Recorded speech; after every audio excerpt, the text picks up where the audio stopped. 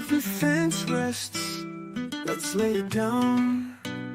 Gonna dig deep, wave that verdict round. The defense rests, time to analyze. With the evidence, we'll unveil the crime. Justice served in an honest fight, true crime tales till the verdict's right. Solving more than just trivial quests, where sentences rule at the defense rests.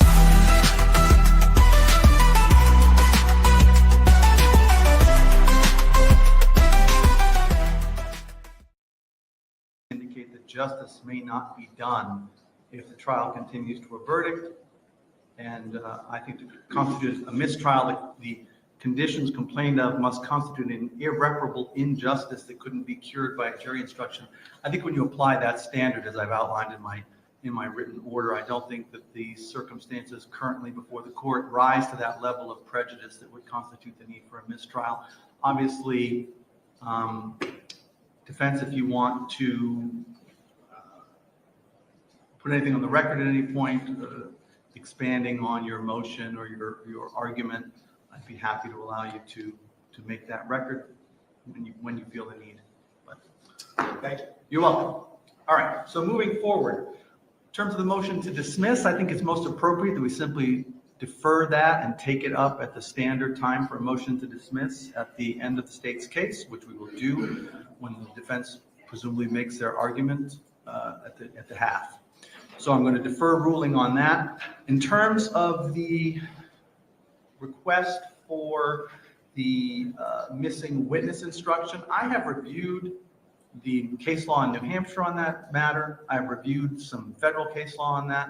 I have looked at particularly at Massachusetts case law, which I find particularly instructive. And having reviewed all of that case law, I am not inclined to grant a missing witness instruction in this case at this time. And I'm going to explain why. I mean, I think when you read all that case law together, it is pretty clear that the complaining witness in this case is in the state's control, as that term is normally used, meaning that the complaining witness is most closely aligned with the state, would be most likely expected to testify on behalf of the state, that the state has better access to the complaining witness than the defense does. And so even though, and the case law makes clear that the question of availability is more limited to the question of, can you locate the witness and bring them to court? And I think in those terms, I think the witness is available. But I do think this witness is in the state's control, as that term is used. But I think the reason I'm not inclined to grant the missing witness instruction is when you read the Massachusetts case law, and in particular, I'm most struck by looking at Commonwealth versus Salatino, which is 449 Massachusetts 657. That's a 2007 case out of Massachusetts. And Commonwealth versus Figueroa, 413 Massachusetts 193. That's a 1992 case. Both of those cases make clear that the missing witness instruction is most appropriate in circumstances where a witness who is in the control of one party, who has material evidence and would be expected to testify, is not called without explanation. And that, I think, that factor or that element wasn't really discussed at the hearing yesterday. Salatino makes clear it's when the witness is not called without explanation. And in this case, the state has offered an explanation as to why it does not intend to call Mr. Violette in this case. Particularly, the state discussed the witness's unwillingness to testify, the emotional stress that the witness was under, the fact that the state, having prepared this witness, made the decision that it did not think it could put this witness on. The mere fact that that's partly a strategic or tactical decision does not take it outside of that analysis. And if you read Salatino,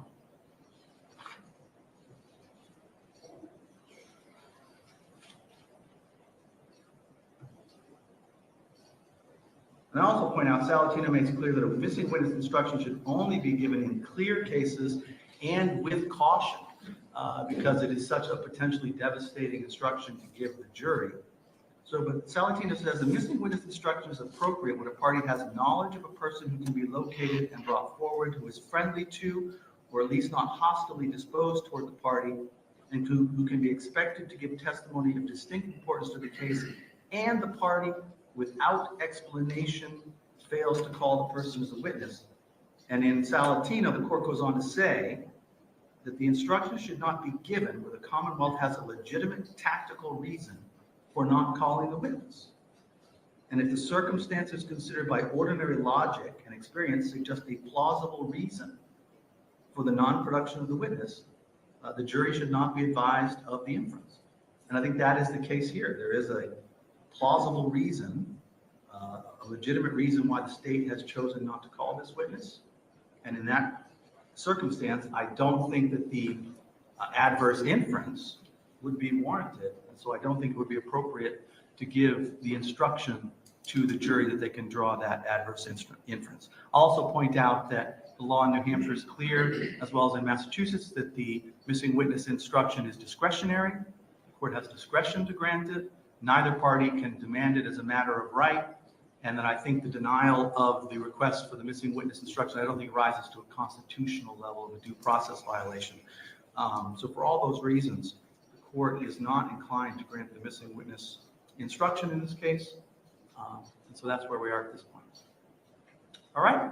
And obviously, again, defense, if you wish to make any further record on that point, you're welcome to, and we'll give you an opportunity when you would like to. Thank you. All right. So with that, I think we've resolved those preliminary matters, and my plan was to go ahead and have the state call its next witness, which was the police detective, and then we would move forward. We have an issue on for the court concerning the scope of that testimony, Your Honor. Okay. Next witness is, we're all aware, is Detective Garston, who did, among other things, the interview of the defendant on the night immediately after these events.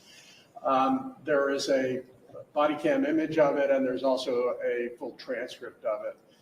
The state intends to proceed by transcript for reasons of efficiency and also notions of redaction. It is easier to proceed with the transcript because it's the state's position that certain aspects of the statement are not admissible.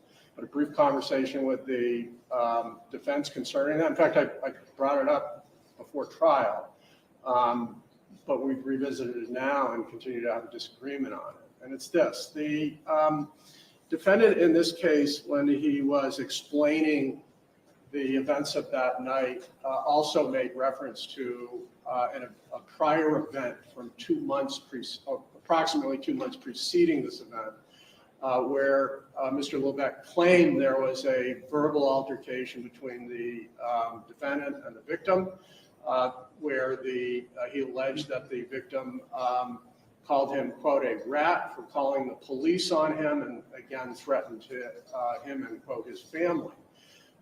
He didn't do anything as a consequence of that in terms of like calling the police or anything. He said he had no intervening contact with the defendant and couldn't pick him out of a lineup.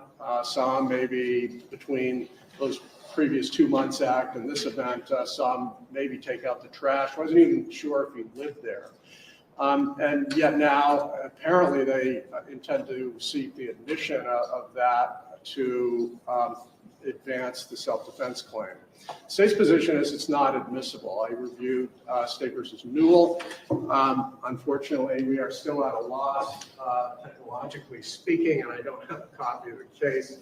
But nevertheless, I'm familiar with the holding and the principles of it, which is that, and by the way, it's cited in the notes to 404 and 405. It comes down to this, that the defense, in my view, if they wanted to introduce this, should have filed a 404B motion just on the threshold of relevance for another issue besides propensity, even concerning a victim. Had the court even ruled as a second step that it was admissible, it's constrained by the admissibility requirements of 405. 405A deals with relevant traits, and 405B deals with relevant elements that would be subject to evidence concerning peacefulness or aggression.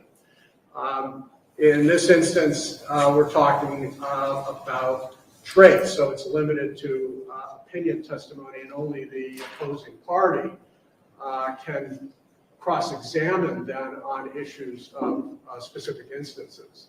If it were an essential element, the proponent of the evidence could introduce specific instances, but in State versus Newell, our Supreme Court concluded that peacefulness or aggression is not an essential element of self-defense. It may be a relevant trait, but that would then be constrained by 405A. Again, this all presupposes that there was an appropriate 404B motion to actually tease out, to examine for the court to assess the actual evidence concerning the claim. We haven't gotten there, but even to the extent you're able to take a look at the transcript, the state's position is it's not admissible under 405B. Attorney Sisti? Thank you, Your Honor. I appreciate getting this vetted right now. A couple months prior to this event, Jason did have contact with the alleged victim in this case. The reason we know that is because the police asked him about whether or not he had had prior contact with this individual to see what their relationship would have been and what was going through Jason's mind at the time of the shooting. Let me tell you what went on 2 months before this. He had had contact with Kyle, and Jason's recollection was he said that meaning Jason, in his first contact with Kyle took place. I don't know what to tell you. I don't know who you are.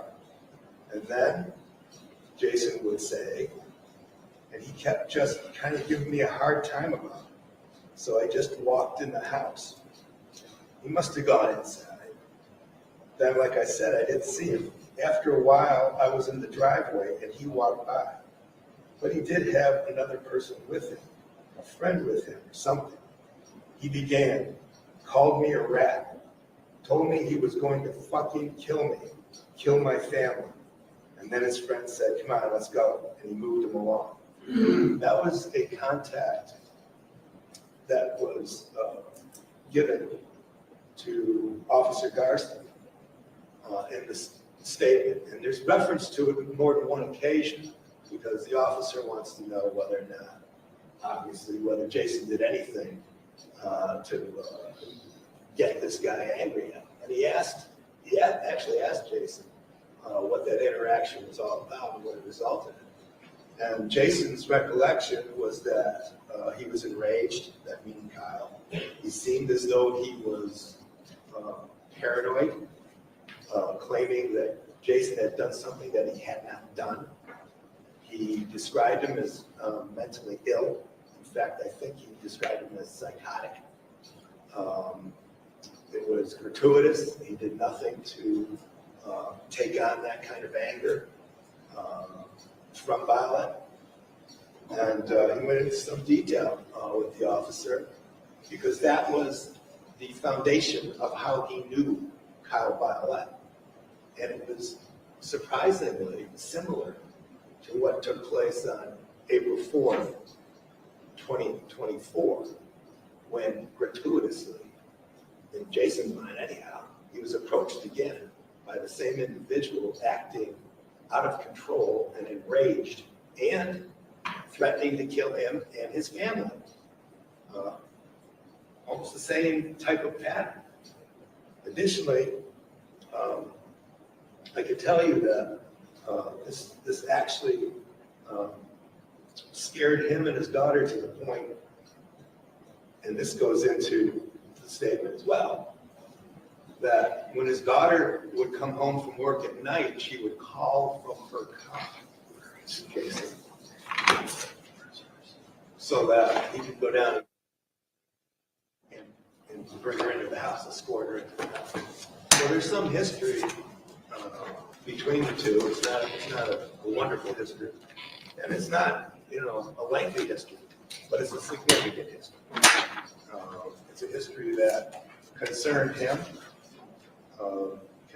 about the specific alleged victim in this case, and was concerning because his life and the life of his family was threatened before by the same individual that he had contact with on April 4th in the evening. So, again, it's a transcript that was developed by police inquiry on the subject of what was going through Jason Levesque's mind when he came upon KYAL Violette.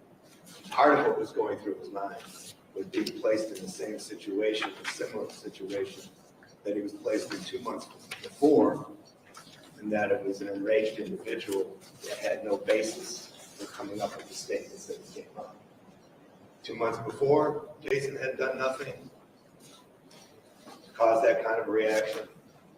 And on April 4th in the evening, he had done nothing to cause a death threat on the part of KYAL Violette. So it is part and parcel of a police interrogation while he was being questioned by the police at the Rochester Police Department. It certainly does touch on very important issues with regard to this case. And the state's talking about me having to file a 404B motion or a motion to limit. If they wanted to cut out and redact a defendant's statement, one would have thought they would have brought that to the attention of the court prior to right before placing the officer on the stand that actually questioned Jason about the very subject they're trying to eliminate. It's relevant. It goes through his state of mind. It goes through the self-defense instruction. So again, I don't know how they're going to keep this out. I mean, it's part and parcel of the criminality of the statement. Well, is the argument, I guess I'm confused a bit because there's sort of different levels of argument that have to be teased out. First is the hearsay issue, right? No, it's an admission by but that's not, Mr. Levesque is giving a statement to the police. It's admissible. They're putting it in. well, they're putting in the admissions from that statement. Well, they're putting it. Are you arguing that the whole thing has to come in under the doctrine of complete? The state's not required necessarily to put in Well, I think if they the put self-serving, the statements that they believe are self-serving or that don't fall under the exception to hearsay, do they? Because they're not. I think in the admission doctrine of completeness, Your Honor, that yes, the statement does go in. And if you want the complete picture for the jury, it goes in. Now, if they want to carve out some crazy irrelevant thing, that's fine. This isn't crazy irrelevant. This was the subject matter brought up by the police on the night of the shooting, right?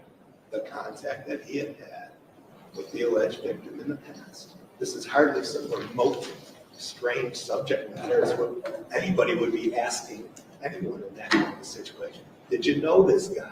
How did you know him? Why would you have been afraid of him? Here's why.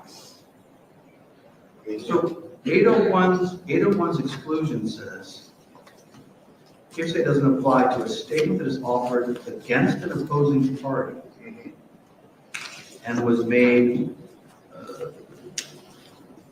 by that party. Right.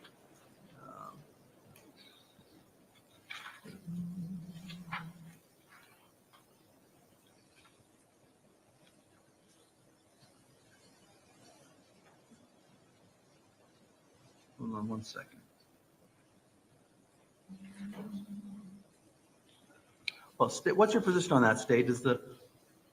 What's your position on the hearsay issue and what portions of this statement do you believe are excluded from the hearsay rule under 801? Yeah, if you could bear with me and just go one step further back to this defendant's statement that hey, look, we don't need to file the 404B motion because the state's introducing aspects of this transcript. Let me be clear, we're not the proponent of the prior bad acts some 2 months before this incident. So that analysis, I think, is entirely misplaced. In terms of the completeness doctrine, then, there is no bearing on the description the defendant provides concerning the relevant material acts here, which is the defendant's statements and his movements during the course of this particular night on the 4th, and the events from 2 months earlier. This just creates this classic sideshow of a trial within a trial. And on that point, Judge, had the defense litigated this issue, we would have had the opportunity to, for example, bring Kira in here to assess and weigh the actual scope of it between 2 witnesses. I just heard him say that Kira would make phone calls to get picked up from the car when she came home from the, in the driveway or something. And I read her statement, and there is no reference to that happening. She says, I don't have any personal knowledge of it, but my dad claims that there was an incident some time ago, and he'd come out and get me. He came out and get me. It's referred to in the singular. And she revisits that later in her interview and says, can you talk about any, fear for this guy? No, I wasn't in fear because my dad was there. We've gone through that. I've had a few times I've seen him and he gives me a weird vibe. That's hardly a lunatic next door that they're trying to make this claim. And the fact that, like, out of random, when my dad had to come get me out of my car, that was, there was nothing to provoke it. And also, I just don't trust people. And so the gap between Kira's assessment of it and the defendant's claims just now are significant as a point to merit a 404B hearing. But that aside, the completeness analysis would require the state to introduce a statement or a portion of the statement that was somehow unfair and would be recast by the excluded, redacted section. I can tell you, I suppose we can take it as it comes, but I certainly don't have any plan to, broadly declare you have no prior history with this individual. Oh, that's not quite accurate according to his statement, but I'm not going there. So let me clarify. So this, how long, the transcript's like 100 and something pages, you said, right? Yes, 156 pages. And how many pages of the 156 does the state intend to put in as evidence? Quite a few. Sorry? Quite a few. And what do those sections that you're putting in relate to? So they relate to the defendant's initial description of the events that are frankly not in dispute. Confirming that he was able to speak accurately, willing to speak accurately about preliminary innocuous events. Then it goes into the area of his claims about why he drew the firearm and the effect of brandishing it. He makes essentially 2 sections of claims. The initial section is before Garston has seen any video and before the defendant has consented to any video. He doesn't consent till about page 66 of the transcript. And prior to that, he's committed to this. I pulled out the firearm. What was the Kyle's reaction? He became enraged and charged me.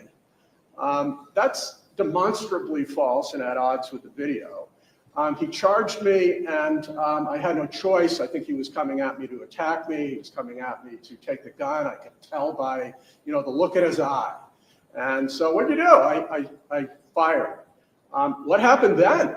And by the way, Garston hadn't seen the video. He didn't seem fazed by it. He didn't flinch. He continued towards me, attacking me.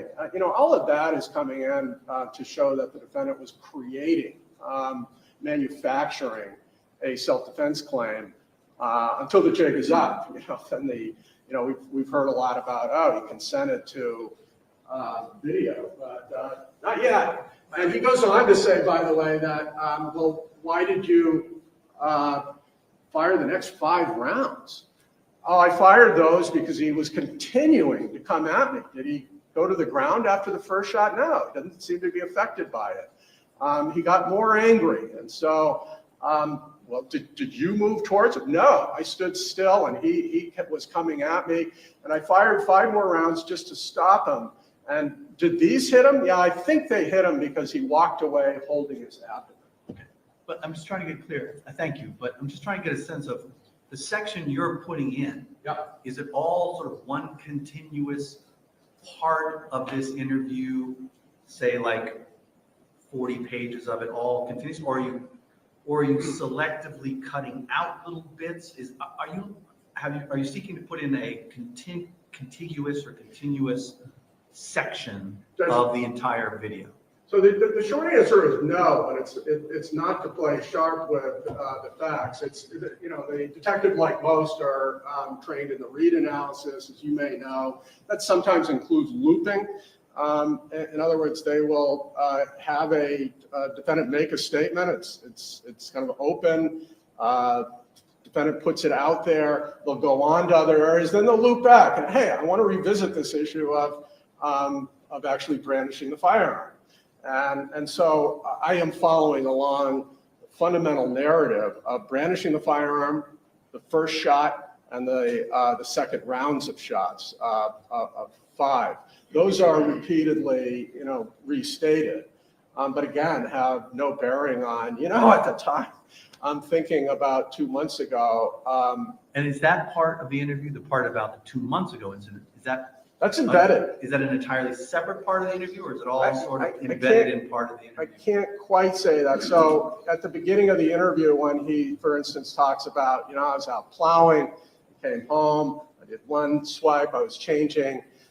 For whatever reason, the Garson asked, well, how do you know the guy? Oh, you know, I don't really know him. I think he's my neighbor. But 2 months ago, he was walking by and said, you're a rat. I'm going to kill you and your family is the claim.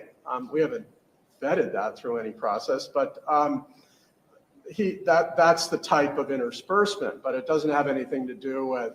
And so why did you brandish the firearm? Because he was coming at me, not because I have some historical reference or fear to him. Those are completely divorced in the transcript and in the conversation. You know, one does not modify the other. Because as I look at this issue in the first instance, I'm trying to grapple with the completeness question, right? Yeah. Whether it's fundamentally unfair to the defendant to pick and choose sections, and whether it would be misleading to the jury and unfair to the defendant to sort of carve out little bits of the narrative if they're part of his narrative. I understand the issue of that prior statements of the defendant don't get to come in through the defendant because they're hearsay. The state can put them in because they're admissions. But there's a question of fairness under the completeness doctrine, which agree. is separate from the 404B analysis, which is a whole separate issue. Yeah, I agree. You know, opponent of this could create misleading impressions, and you know, if I'm having a really bad day, I suppose I could do that, but it's certainly not. I'm aware of the issue. I can tell you that the transcript standing alone doesn't suggest anything close to an innate unfairness or completeness doctrine. It's not baked into the narrative of what happened that night. These are background questions that the detective asked concerning, as you would expect, you know, what's your history? But that didn't have anything to do with, was he coming forward or not? Did he stay on his feet after he took a shot to his head? Did he, where was he when you came over and unloaded the next 5 shots at him? Oh, he was coming at me. Right. Those aren't modified by a reference to some prior comment, even threat that the defendant, that the victim may have made. All right. Attorney Sisti? Yeah, I think we all better take a breath and, you know, recent case law here, like State versus Warren, 1999, that had its birth right in the very courtroom and was reversed because of the totality of the statement was was not introduced at the time of trial. Yeah. In a manslaughter case, stabbing case. I think, quite frankly, I'm sitting here going, why are we editorializing what's going to be said? Why don't we just plug the statement in, play it for the jury? Well, it's very difficult for me to issue a ruling on this without seeing it. I really think it would be helpful if I could see the unredacted and the redacted and sort of, do you have a redacted one that you were prepared to? I didn't black out anything, redact. Simply my outline was, and my manner of examination of the witness was going to be. Did you ask him about brandishing the firearm? Yes. I'm going to turn your attention to page 33, line 12, and can you share your question? Did you brandish the firearm? Why? And then have him provide the defendant's answers. So you're not putting it in the sense you're not. Oh, I thought you were actually putting in the transcript as an exhibit. Nope. No.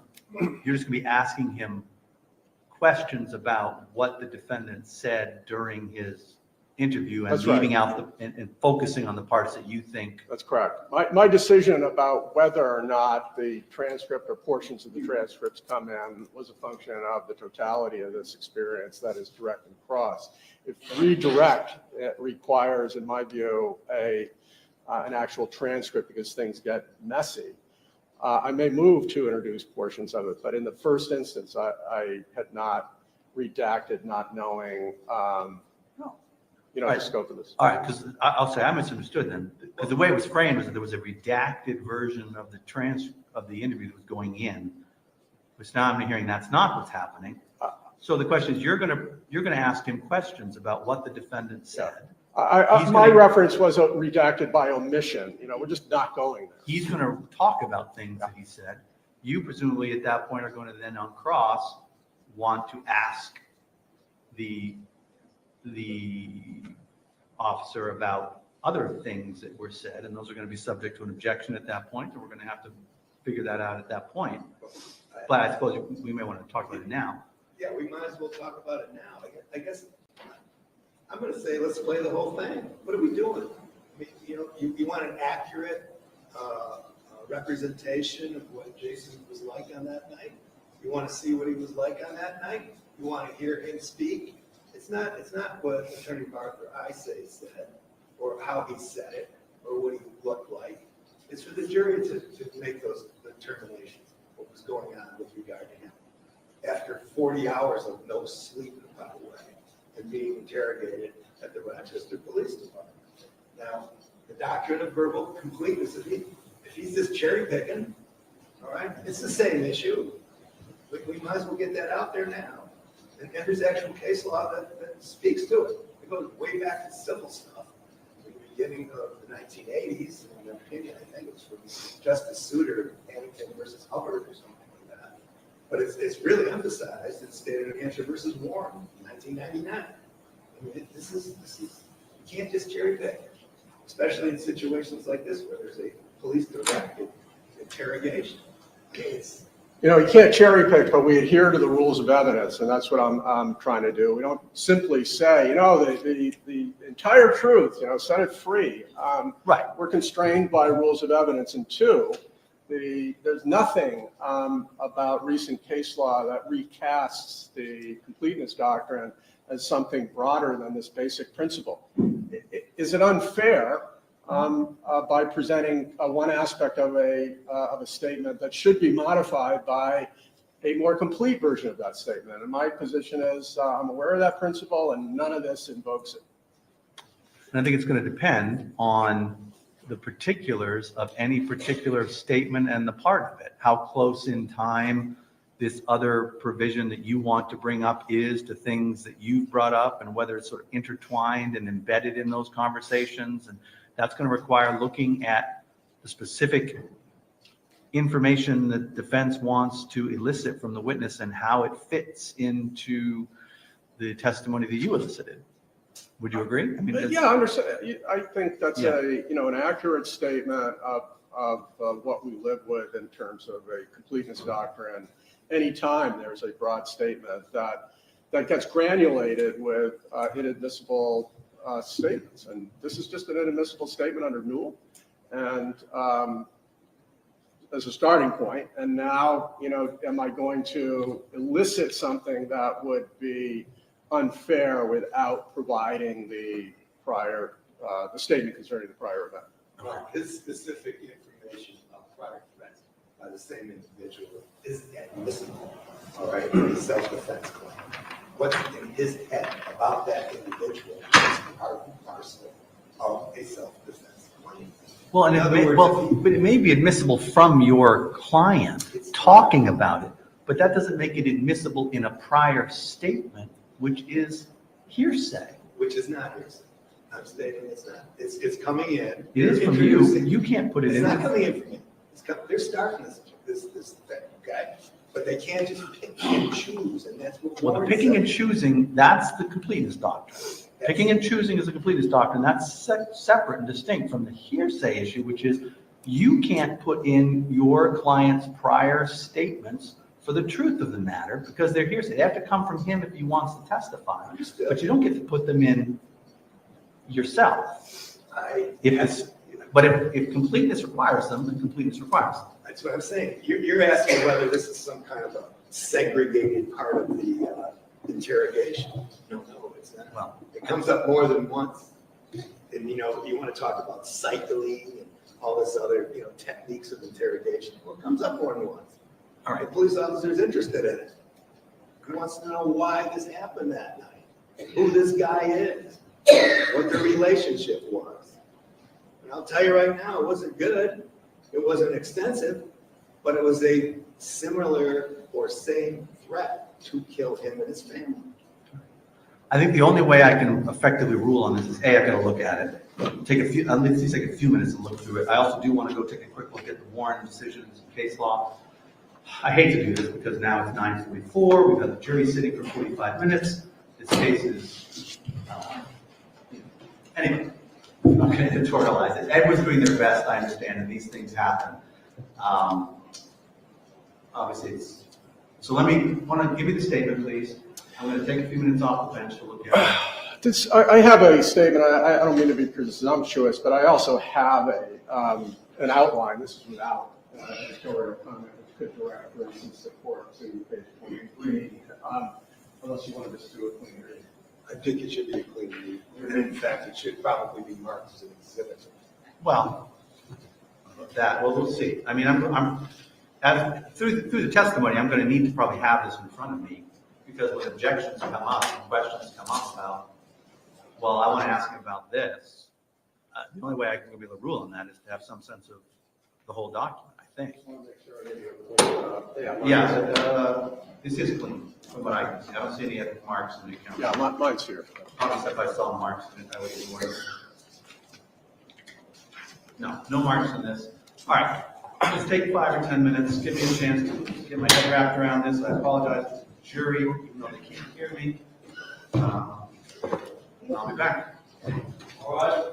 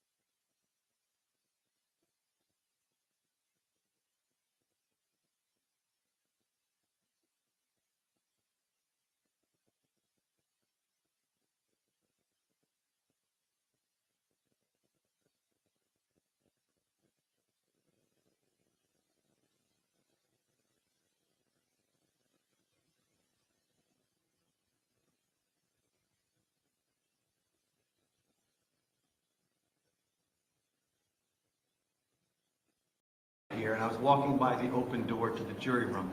As I walked by the jury room, I made a sound of frustration as I walked by the door, which I can best reproduce. It was something like, as I walked by, and I happened to glance over. The jurors heard me make that noise, and I actually saw them laugh at the fact that as I walked by the jury room, I expressed a verbal sort of expression of some frustration, and they heard that and they laughed.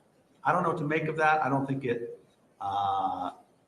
is any prejudice to either side. I can't imagine that they're going to infer from that anything in particular other than that the truth, which is I'm frustrated by the fact that, this is taking some delay to get this case moving, and that I was in my head thinking about these issues and trying to work through them. So I just raised that to your attention because it was a sort of brief quasi-interaction between me and the jury, which was totally unanticipated. I didn't know they were in that room. I didn't know the door was open when I walked by. Does either party want to say anything more about that or feel the need that we need to address that with the jurors? I don't think we do, but. Well, I agree. I think that's probably the general consensus of everybody involved in this trial at this point. I don't think we need to blood here. Attorney Sisti, do you have any concerns about that? And again, there was no words. I did not say any words. It was simply a sound that I made. Okay. Going forward, I'm going to make sure that that doesn't happen again. But anyway, all right. I've had the opportunity to review, particularly I reviewed State v. Warren, which is a case involving the completeness doctrine. And defense counsel is right that otherwise inadmissible evidence can be admitted under the completeness doctrine if it's necessary to prevent a party from gaining a misleading advantage. Under that doctrine, a party has a right to introduce the remainder of a writing, statement, correspondence, or conversation so far as it relates to the same subject matter and tends to explain or shed light on the meaning of the part that's already received. Right, so that's the standard. I mean, Warren was a much cleaner case in that it involved a statement in which the defendant had made certain admissions, but as part of his statement, he mentioned the fact that there was one particular sentence, I think, about a knife that the state was trying to keep out, and the court felt it was unfair to keep out that one statement about the knife as part of this narrative. Looking at Warren, I think the only way to proceed is for the state to put on its evidence, to have the witness testify, and then when the defense wants to ask questions about other parts of the statement, I'm going to have to make a case-by-case determination as to how close in time the other statement is to the statements that the state has already put in, how much it's intertwined with them, how close it is in terms of subject matter, and whether it would be basically unfair not to have that portion of the statement introduced to put the rest of it in context or for completeness purposes. I don't think I can make an advanced ruling without hearing how the testimony comes in. And I don't think Warren or any other case that I'm aware of requires that the entire statement be put in or that the video be played in its entirety. I'm not aware of any such cases, but I welcome it to you all, either of you is. So that's my position at this point. So I think we just have to proceed. Either side want to say anything further on that question? As far as close in time, I mean, it's obvious it's close in time. Well, I mean, you read it. I don't think close in time means the whole interview. I mean, the interview itself probably took 3.5 hours. 3.5 hours. Right. So I don't think you can say that the entire interview is all close enough in time. I think you have to look at the particular statement and how it is connected to other things that the state has introduced. Yeah, it's like 2 pages away For example, I note that the interview starts off on page 17 where Officer Garston asks him, so what's going on tonight? And he gives a long narrative answer that ends on page 20.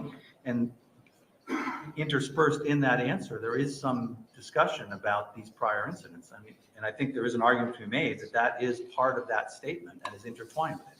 But then immediately after that, there's a long 10-page discussion just about the prior incidents. I think there's an argument to be made that's not intertwined with any of his answers. So it's going to be a case-by-case or statement-by-statement analysis. I don't see any other way around it.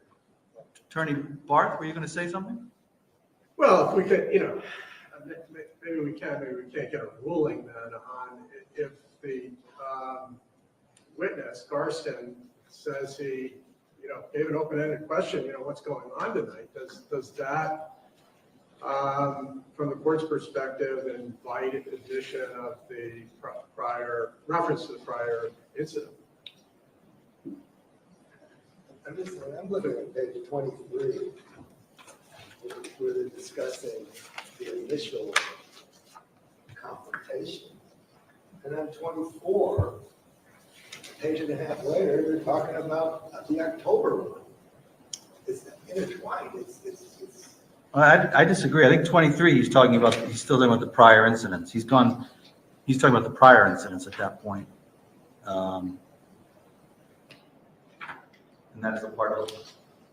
I will tell you, counsel, I think when I look at what is on pages 17, for example, on pages 17 through 20, where he asks him the open-ended question about what happens, and he's telling him about, he comes out, says he's going to kill me, kill my family, and I don't know who he is, and this isn't the first time this has happened. It strikes me that that is all intertwined as part of his answer. And if you elicited portions of that, I think it would be fair game for the defense on cross to ask him, well, didn't he also say during that answer that there had been prior incidents? I think it's all intertwined in that answer. Now, does that also mean he can then delve into all the details of every other time he's talked about that? Not necessarily. But in that instance where it is literally intertwined in that part of his answer about what happened that night, why he did what he did, and then he goes on to say, and this isn't the first time this has happened, he did it. I think reading State v. Warren, I think there's an argument to be made it would be unfair to carve out that one little bit of that answer.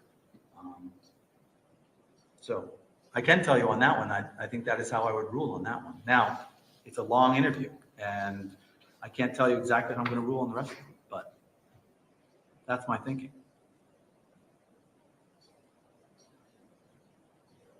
I don't know if that changes anything. Can I have just a quick chat?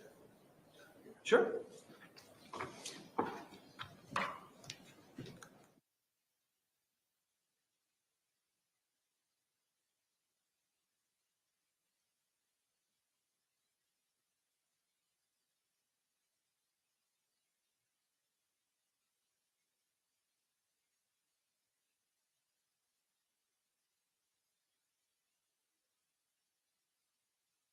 Yourselves?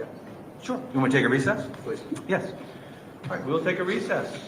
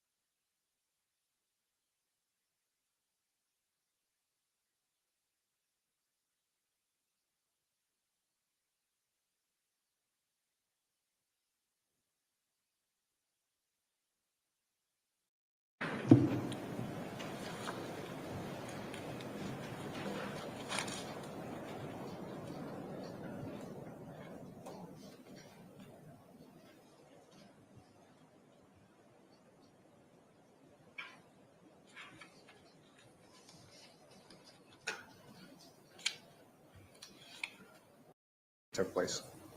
And back at the station, did you in fact conduct an interview with Mr. Levesque? I did.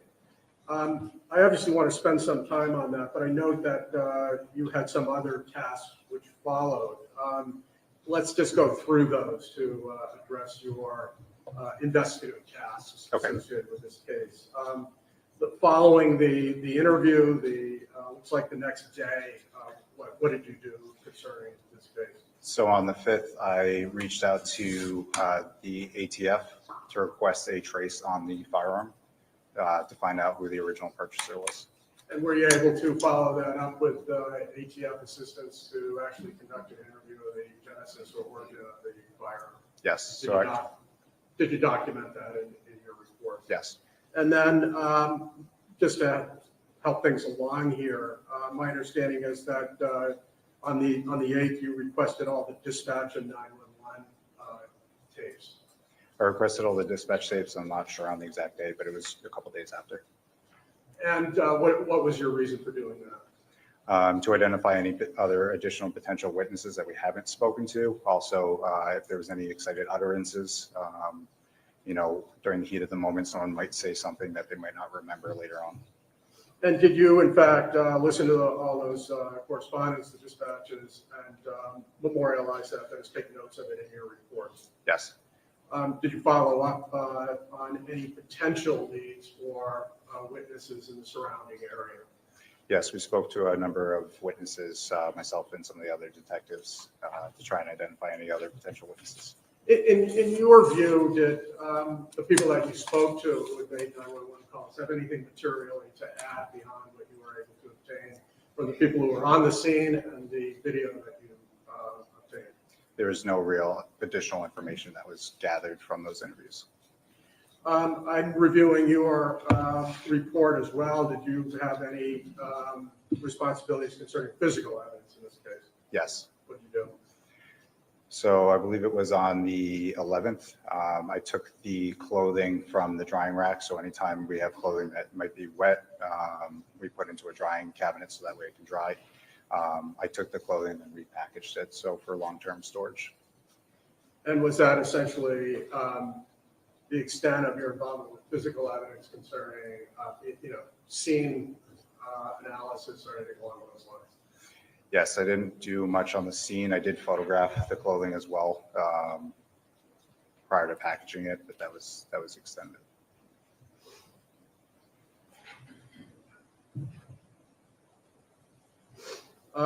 Let's see, did you, how far out, by the way, were you continuing to interview witnesses who were associated with the 911 calls? So we identified all the witnesses that we could. We also checked social media. Any person that may have made a post that they could be a potential witness on social media, we reached out to try and talk to them as well. And did you document those interactions and any statements people may have made? Yes. Once again, concerning social media, those contacts, did you determine, in your view, whether there was anything material to add to what detectives obtained from the scene and video evidence? No, it was more that they heard the shots or that they had seen the police response, but nothing material. Sounds like the heart of the matter for your involvement in this case was interviewing Jason Levesque. Yes. Let's talk about that. Okay. Describe for us the process that you said you took him into custody down at at 43 Summer Street. Just walk us through what happens next. So whenever we take someone, whether they're detained or arrested or in custody, we would conduct a search to make sure that there's no weapons, contraband, firearms. He got transported to the police station in the back of my cruiser. He would be driven into the Sally Port. From there, I walked him into the booking area and then transported him via elevator up to the interview room. And where did you ultimately take him? To the interview room upstairs. And talk to me about that interview room. Can you describe it for me? So it's a approximately 10 by 10, 12 by 12 room. There's a circle table in the room. There's 4 red hard plastic chairs. And look, this is at something like 10:30 at night. Can you share with us, describe for us how Mr. Levesque, appears to you? He was able to communicate. He had expressed that he had been working prior to that he had picked up his daughter from work, and that he was going home to finish up his snow removal for his own home. So before we get into the narrative, his account of sequence of events and things he heard and saw and did, I want to talk a little bit more about his appearance. He said he mentioned that he was at work. Did he share with you for how long he had been working? Yeah, since approximately 10 p.m. the night prior. 24 hours at this point. Yes. Did he indicate to you that he was fatigued, tired? He indicated that he was tired from plowing. Yes. And did you, in fact, try and address that in any way? Did you provide him with, for example? Offered him coffee, gave him a moment to compose himself as well. And he indicated to me that he was able to proceed with the interview. Let's be clear, the food you offered him was like a Slim Jim Yes. along those lines. Did you ask him whether he wanted more than that? I asked about food. I can't remember if I asked more than that. We did offer him some candy as well. It's hard to get food in the PD at 10:30, 10 o'clock at night. Did he at any point, make any statements about his physical sensations, how he was feeling to you? Yeah, at one point he did indicate that he was either lightheaded or dizzy. Pardon me? Sorry, at one point he did indicate that he was either lightheaded or dizzy. And how did you respond to that, if you recall? I asked him if he wanted EMS to evaluate him. And what did he say? He declined. Did you continue to question whether he felt comfortable or capable of making a statement? Yes. Now, was there a period of time where you were frankly setting up? That is, did you go right into the interview, or was there a delay between arriving at the station and actually beginning the interview itself? There's a little bit of a delay. There's usually some rapport building before you start talking about the specific matter at hand. Also some arrangement of the room. And we also had to gather a Miranda form that we could go over with Mr. Levesque. And during this kind of setup process, did you recall whether or not Mr. Levesque actually asked to lie down early on the floor? Yes. And did you accommodate that? Yes, we did. Describe what he did. He laid down at one point. We let him rest on the table when he wanted to rest. We didn't prevent him in any way from taking breaks when he needed. And after that process where he said, I'd like to lie down, did you revisit whether or not he felt comfortable or capable of having a conversation? I asked him multiple times if he was willing to, if he was okay, and if he needed any sort of assistance, or if he's willing to participate. Yes. And from your perspective as an investigator, how did he appear during question and answer? Yeah, he was able to recall fine detail. He was able to articulate himself. He was able to recall memories as far as what happened. Was he responsive to specific questions, for instance? Yes. So you oriented them to the topics that you were asking about? Yes, and even before the interview, he's asked basic questions as far as his name, address, date of birth, phone number. He was able to recall those. No difficulty doing those as well. Then I want to get into the substance of your conversation with Mr. Levesque. Okay. Did you ask him about the specific activities that preceded his contact with Kyle? Yes. Let's do this. Was this interview recorded? It was. And are you aware that there was a transcript generated of this recorded interview? Yes. Have you had an opportunity to review the transcript and the recorded interview? I have. Your Honor, I'd like to approach this witness. Well, I guess I can do this foundation. Do you recall each question and the specific words that Mr. Levesque used to respond to each question? No. Would using or referencing the transcript assist you in your memory and it being accurate concerning the words you used and the words Mr. Levesque used? It would be, yes. Your Honor, may I approach this witness? You may. Your Honor, my request is to leave a transcript with this witness to refer to from time to time rather than the back and forth. I have no objection to that. My question is, does it make sense to have one copy of the transcript marked as an exhibit for ID purposes? Well, first of all, Or- it should be marked certainly for ID. I mean, we would refer it all.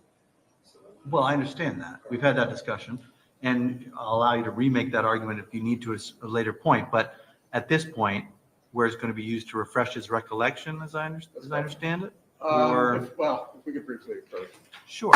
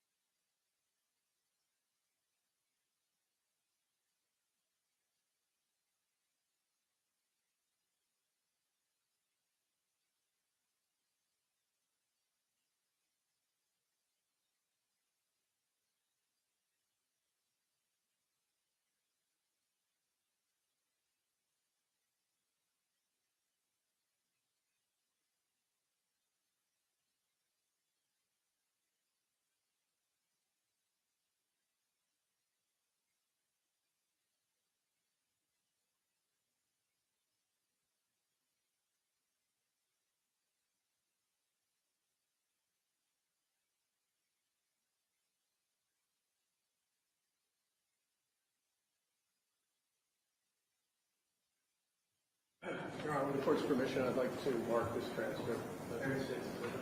Private application. And counsel, I just would like to remind you that I have been told that some folks are having a hard time hearing. So to the extent you can sit right up Yes, close to sir. that mic. I know you're sort of Yes, sir. soft-spoken by nature, it seems like. So if you can keep your voice up, that would be helpful. Yes, Your Honor. Thank you. how is that been marked? You know, I'm sorry, what was that? All right. So the transcript is now States Exhibit 29 for identification. Yep, 29. Sir, can you just take a look at that and confirm? We were just talking about whether you'd seen a transcript of the video interview. Does that appear to be the transcript you were referring to? Yes. I just indicated, I want to ask questions about the details of this conversation with Mr. Levesque. On page 33, line 25, is that the area where your question is about line 18, 19? Can you just read that to the jury? I asked, okay, and you said you were going to clear the driveway? What was his response? Yeah. And what did you follow up with? Okay, and what happened after that? And can you then describe Mr. Levesque's description of events before contact with Kyle on lines 22, following over the next page? So I made a couple of passes, moving the snow towards 39 Summer Street. Then I turned around and I made one pass to grab the rest of it off the sidewalk and push it towards 43 Summer Street. Then I was going to backtrack the driveway, so I backed up and I got out to lock the hubs. They're the old manual locking hubs. They're not electronic or anything, so I got out to do that, and that's when he came up to the driveway. And what was your understanding of what he meant by backdragging the driveway? Sure, it's when you drop the plow and then pull it back instead of pushing the snow. And so did you get into even a conversation about where that snow is going to go? We didn't discuss the backdragging of snow to my knowledge, no. Was it your understanding based on this description that Mr. Levesque had not completed his task of plowing his own driveway?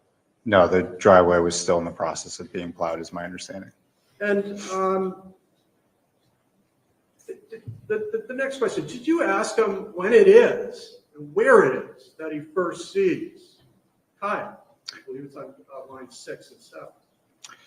Yes, so I asked him, okay, where's the first place you remember seeing him?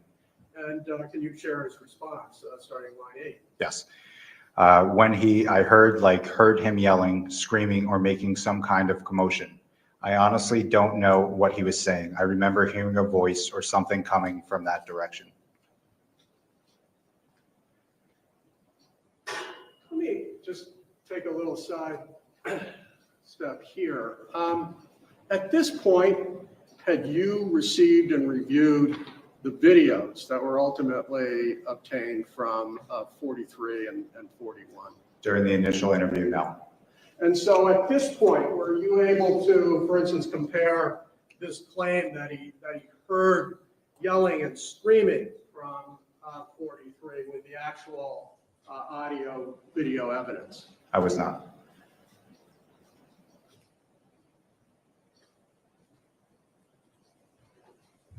And then did you follow up to try and get a better sense of where it is he first saw Kyle in the following question, which I believe is at line 12? Yes, so I asked him, okay, and when you say that direction, which, and he responded from 43 Summer Street. And did you ask more specifically where at 43 Summer Street? Yes, so I asked him, like the corner of the house, the garage, and he responded, the driveway. And your response? So I asked him, the driveway? Okay, so you look, I'm assuming you look over because you hear the noise. And what's his answer? Yeah, and there I saw him come from where I can finally see him coming out of the driveway. He was putting on his shirt. He was shirtless, so he was putting on his shirt. And so his answer to you of when he sees Kyle for the first time, he's actually doing something. He's putting on that hoodie. Correct. And were you able to later view video and confirm that Kyle did in fact put on a shirt or a hoodie all the way back in his driveway at 43? Yes.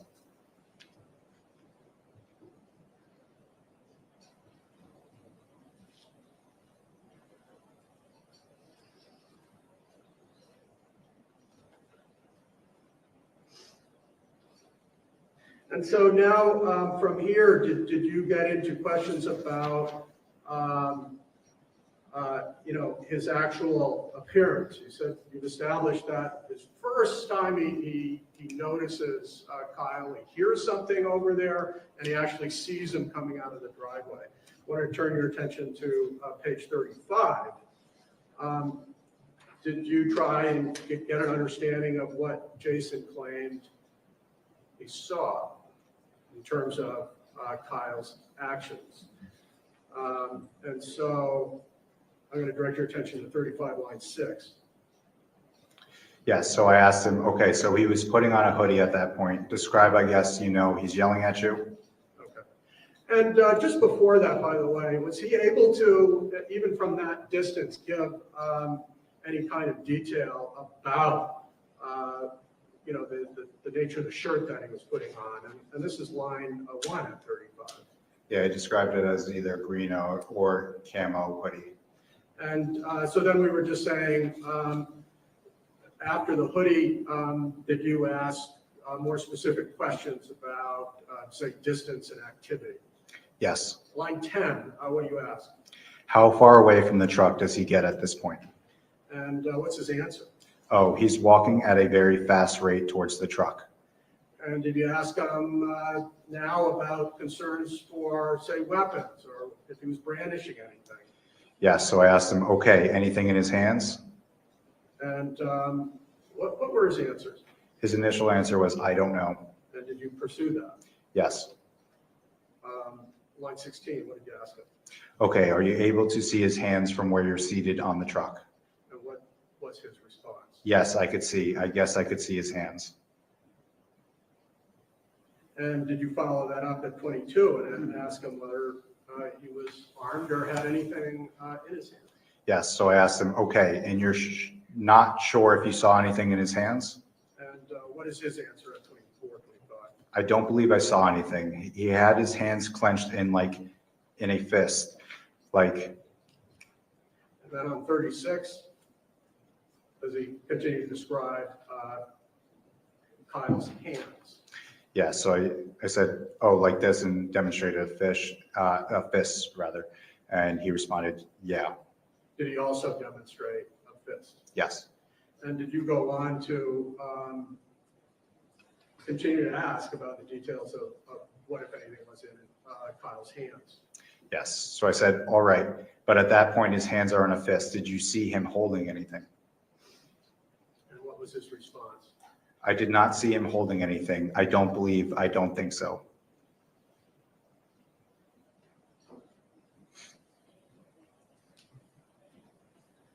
Is it your, I don't know if technique is the right question, but where somebody you're interviewing makes a statement or series of questions, do you tend to kind of loop back towards it? Do you revisit the same questions at a later time in the interview? Yes. For an interview, you might ask the same question multiple times in different manners. Like? One, to check consistency. Two, sometimes further on in the conversation, they might recall something that they did not recall at the time, but mostly to check consistency.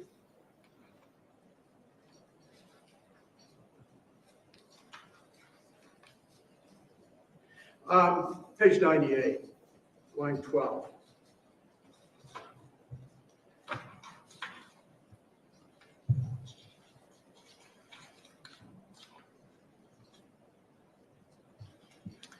Is that an example of you revisiting whether he had a weapon?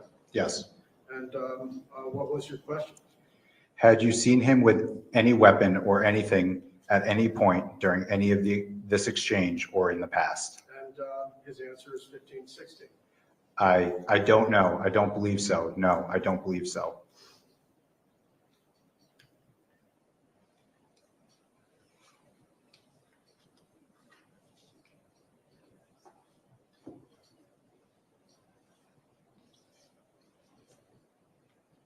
On that same page, and he's described earlier in this conversation where he's coming over to the truck at a very fast pace. It's got his fist clenched. Did you ask him here about his daughter at same page, line 9? Oh, excuse me, no, yeah. Yeah, so on line 7, I asked, was he making any like movements towards your daughter at that point? And what was his answer? No, he threatened me again, was just threatening me and I'm going to kill you and your family. Okay. Then let's get to that, the threat. It seems like you've asked multiple questions about the threat. I'm going to go back to 36, which is the first description of this. You've asked him details like what he's wearing, if he sees any weapons in his hands, and then at line 15, 16, it seems like you're now getting into the threat. Yes. Can you indicate this line of question? Yes, so I asked him, sneakers, okay? So he's coming at you yelling. Can you make out anything he's saying at this point? And how did Mr. Levesque respond at line 18? Yeah, he said, if you put that fucking snow at the end of my fucking driveway, I'm going to fucking kill you and kill your fucking family. And did you ask, kind of any certainty or how specific that was? Can you give us the follow-up from that? Yes, I asked him, okay, and just to make sure that we're not paraphrasing, is that and he responded, yeah. And can you go on? What term does he use to describe it? He describes it verbatim. Is that his word? Yes. And on line 37, too, does he continue to confirm that those are the terms? Yes, he says exactly what he said.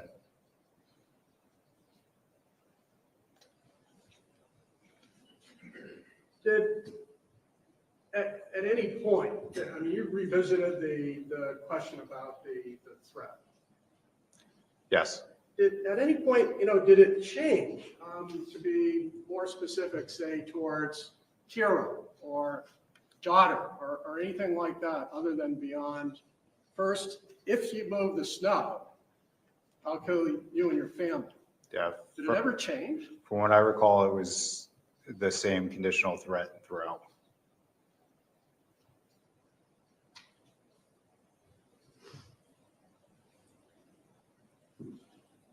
And you described him, you asked about the process of coming over, what he could see, what he heard. Can you describe then what he claimed about the actual encounter itself, where that occurred, how close that happened? Page 40, line 10, 11.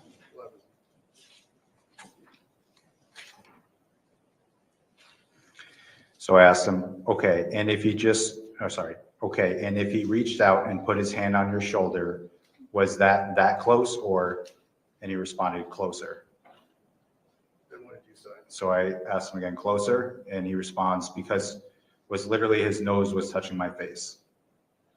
And does he reiterate what was said when they were literally nose to nose or face to face? Yeah, he reiterates, if you put that fucking snow there, I'm going to fucking kill you. Put that fucking snow there. Did Mr. Levesque ever indicate what snow is going where? I don't recall as far as specifics. I'd have to refer to a specific page if you have a reference. And did it ever deviate from if you put snow somewhere, then I'm going to kill you and your family? No, to my knowledge, it was still all a conditional threat throughout.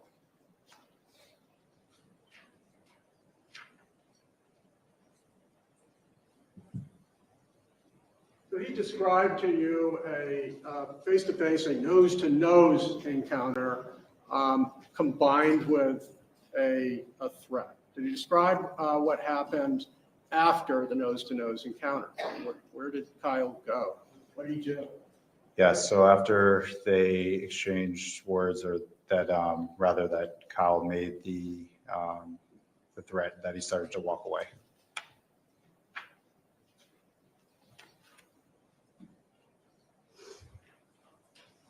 And then I want to direct your attention to page 45, line 12. Well, let's start at 10. Excuse me, that's Mr. Levesque's answer. Your question is at 7. Can you share your question? Yeah, so I asked, all right, so he starts walking away, you said, and how far away did he get from you at that point? What's his answer? Well, my truck was parked. If this was my driveway right here, my truck's parked here, and he had made it to like the front of the house, and that's when he stopped and turned around and came back. And did he describe on page 46 how he claimed, Mr. Violet, how Kyle appeared when he turned around and started coming back, 46 line 10? Yes. He said he's still very agitated. He's got his fist. He's very animated in how he's yelling.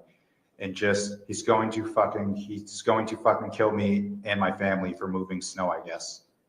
And he claims at this point, while Kyle is in front of 43, that he's yelling these things, correct? Yes. And at this point, did you yet have the audio from 43 and from across the street? We did not have the video or the audio at that point, no.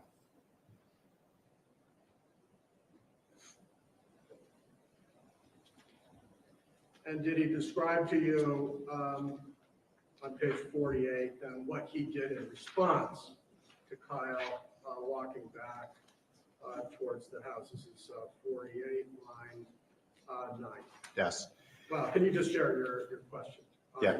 line 8? So I asked him what happened next, and Levesque responded, when he started coming back at me again, I didn't want to I went and drew my firearm and I pointed it at him.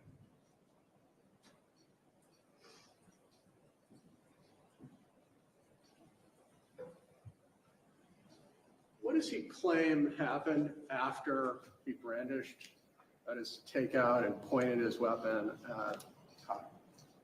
That Kyle continued towards him.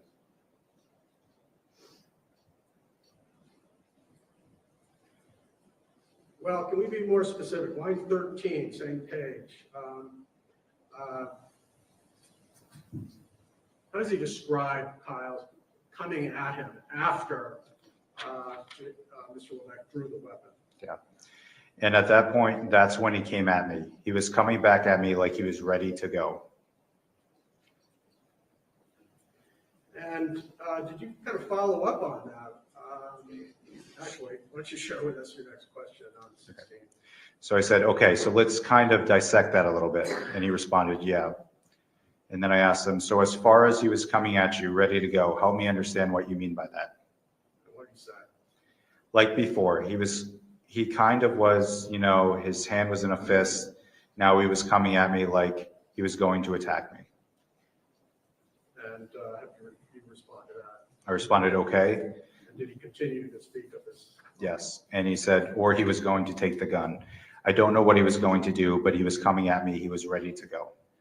And this is his claim after he takes the gun out and points it at Kyle. Correct. And again, did you have the video to compare his words to the images captured on 4 different videos? Not at that time.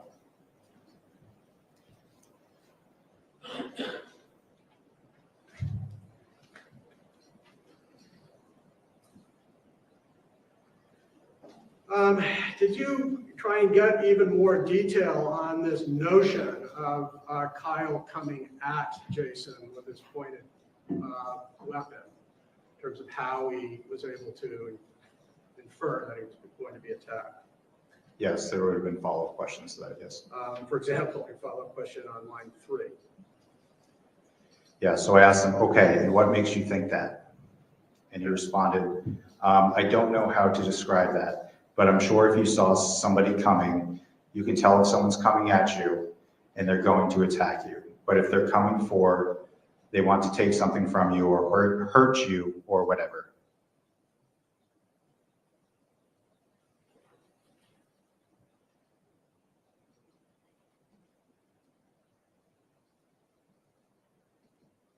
And did you have, again, did you revisit, did you confirm whether or not Mr. Levesque actually had the firearm out and pointed when Kyle was supposed to be coming at him to attack him? Yes. It's that page, again, 49, I believe you asked a question at 14.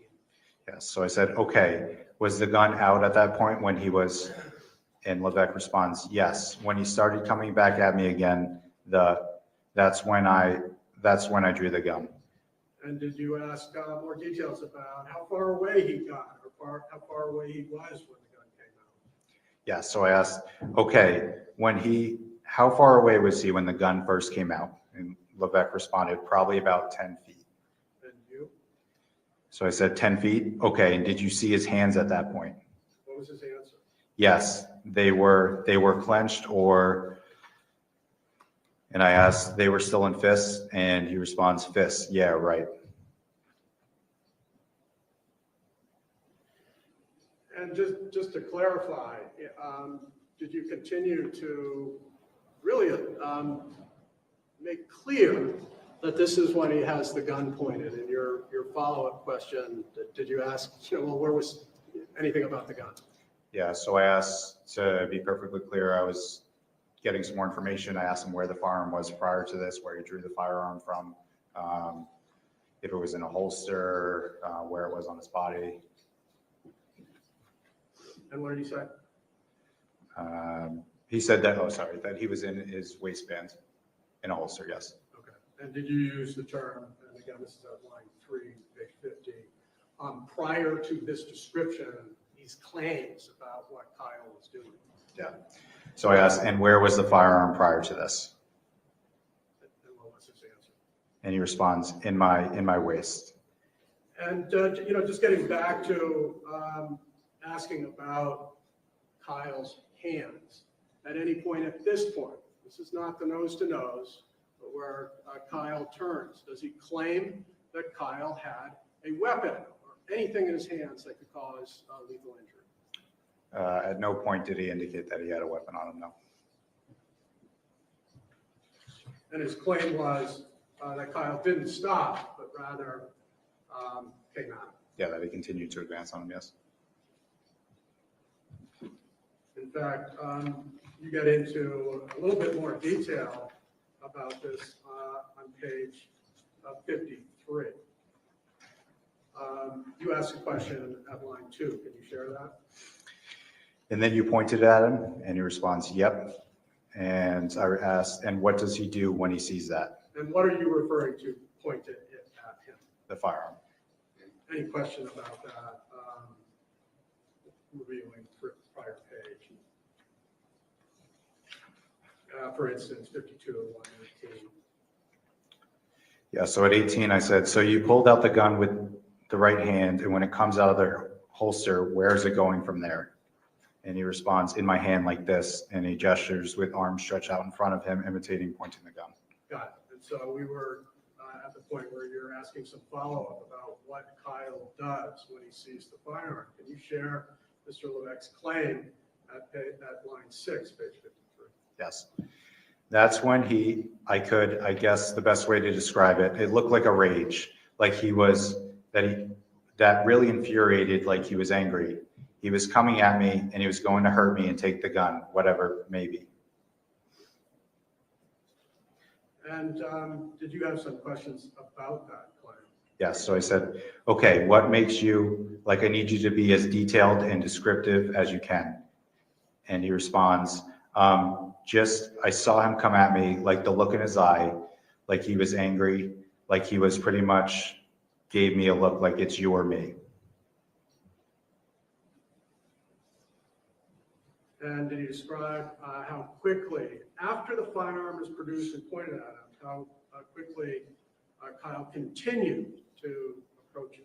Yeah, so I asked him, And when he was, how was, I guess, his pace towards you? And he responded, he was coming at me right at, I think, at a pretty fast rate. So then I asked him, did that change at all from before the firearm was drawn? And he responds, yeah. And what's your next question? All right, so he walked, and Levesque responds, he quickened when I drew the firearm.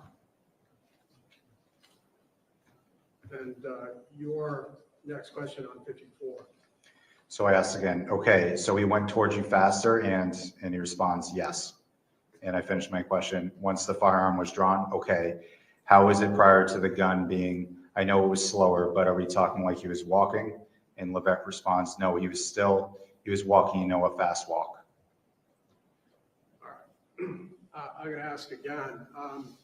You've advanced a number of pages in the transcript and sequence in terms of the narrative. At this point, when he's claiming not only did Kyle continue to walk at him after he produced the gun, but he actually increased his pace towards Mr. Levesque. Have an opportunity to review the actual video at this point. At this point now.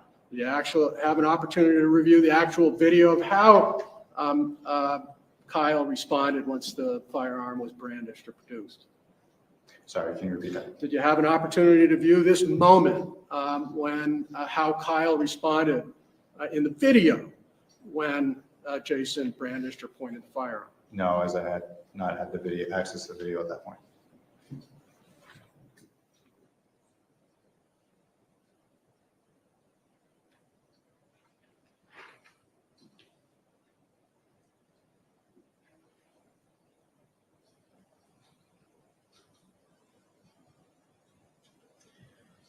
Does Mr. Levesque explain to you what happened as a result of Kyle continuing to advance towards him in a rage and rapidly closing the distance? He does. What does he claim? And as soon as I saw that look in his eye, I knew I had to protect my family, and I pulled the trigger. So then I asked him, okay, do you remember how many times the trigger got pulled? And he responds, yeah, 6 times. And what do you ask? Okay, so you fully emptied the clip at that point? And he nods in affirmative. And then he says, so the first one that I first shot, it hit him. He turned around and he walked away. And he turned back and he came at me again.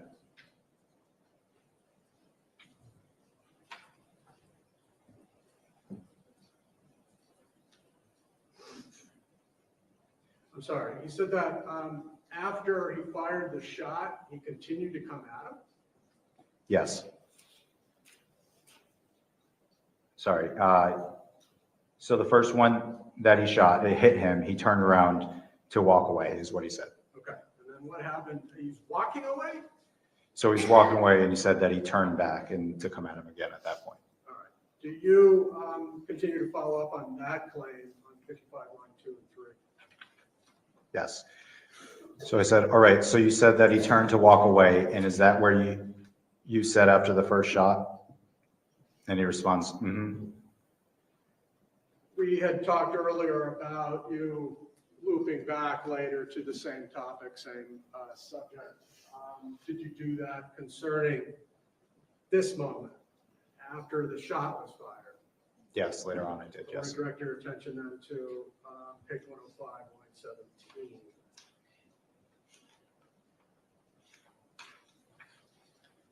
So what was that page reference, counsel? I'm sorry.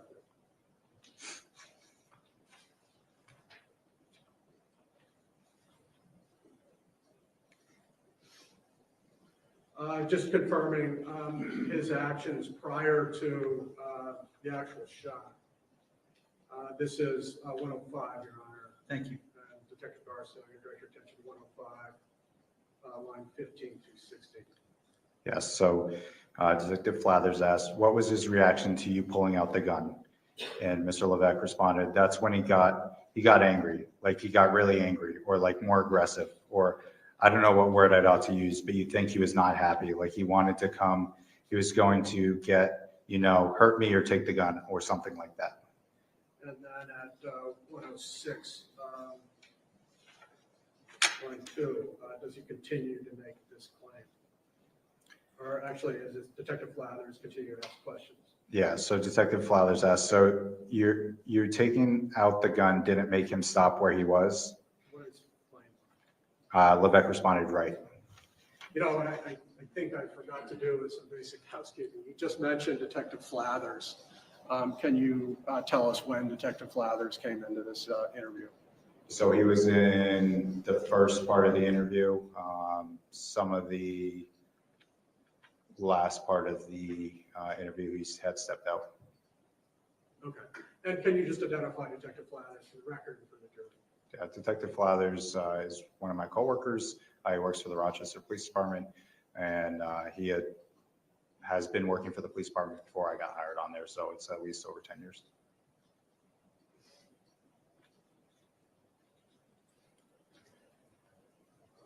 Your inquiry concerning the shooting itself. You talked about brandishing a firearm and his claims about his response to that. Page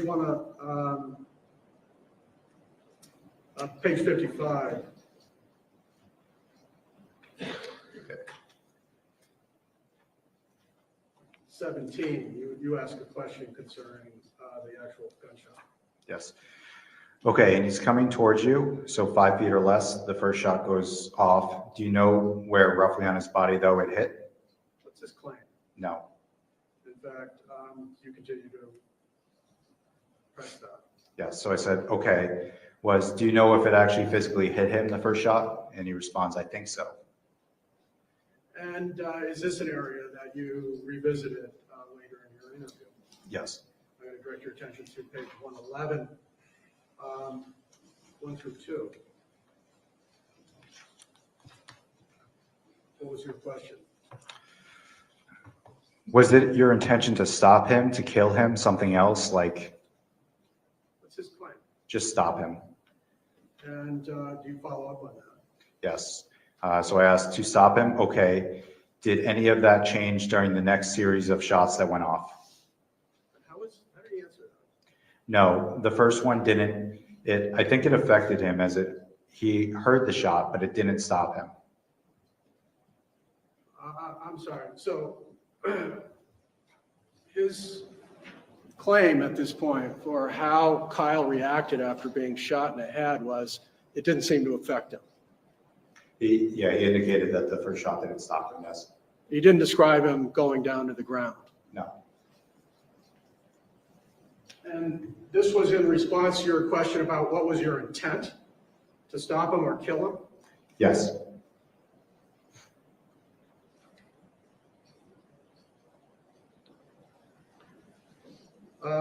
Page 54, this appears to be also in the same area of inquiry.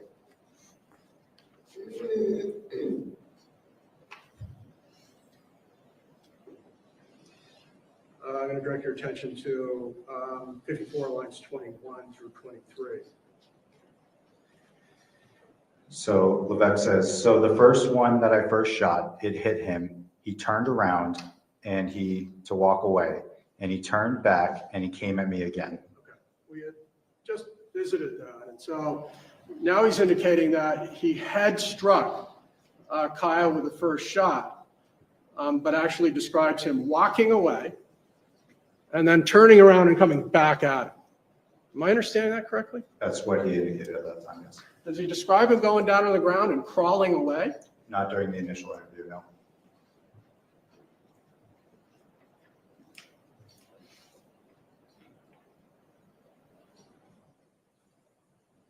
You indicated that you had asked him about the distance that he shot him at the first shot. You recall how far away he claimed it was? This is 55, 9 and 10. Yes. So Levesque says, the first shot was a very pretty close distance. I would say maybe 5 feet or less. And do you remember whether Mr. Levesque claimed that he actually closed the distance or whether he stayed put and it was Kyle who closed the distance to supposedly 5 feet. or less. Yes, so I asked him, and you were still standing at this point. You hadn't like gotten back down or anything, I'm assuming, right? You're still on your feet? And he responds, yeah. And I asked, okay, and he's coming towards you, so 5 feet or less, the first shot goes off. Do you know where roughly on his body that would hit? And he responds, no. At 55 line 21, you asked, do you know if it actually physically hit him, that first shot? Do you recall his response at 23? He says, I think so. And did you follow up on that? Yes, I asked him what makes him think that. And how does he describe his basis for thinking, he might have hit him at 25? So he responds from the way he moved, like you could tell something hit him. Maybe it didn't, maybe it was just the. Can you back up to line 1? Yes. And reread that on page 56? Did we give you a bad copy? Yeah, it looks like some of it was cut off. I'm going to approach this witness, Your Honor. Please. How pervasive is that? That's pretty bad. I'm going to show you is a better copy and ask Your Honor, and for the record, this is 56 continuing on to line 1. Yes. So you could tell maybe something hit him. He flinched, or maybe it didn't. Maybe it was just the noise. Like he reacted to it, I guess would be the best way to describe it.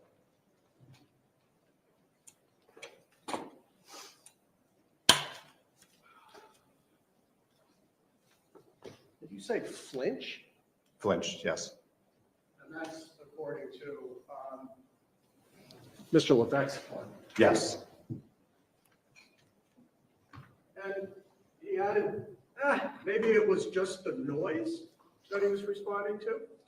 Yes, he said maybe it was just the noise, like he reacted to it. So from his claim of being 5 feet away and discharging the firearm, he doesn't indicate, I shot him in the side of the head and he fell to the ground. That's not what he indicated at that time, no. He flinched as though he might be reacting to noise. Yes.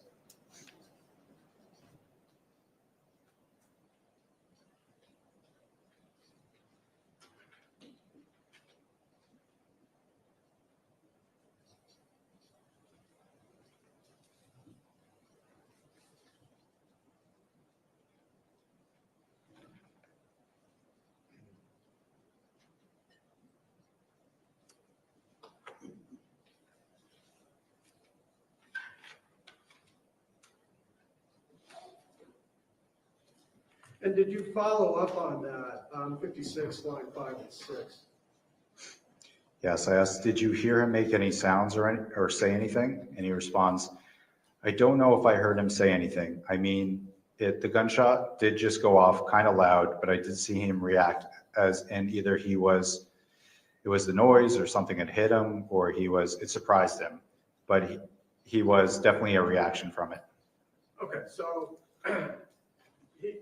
he doesn't change that initial claim that it was maybe he was hit. He actually commits to it.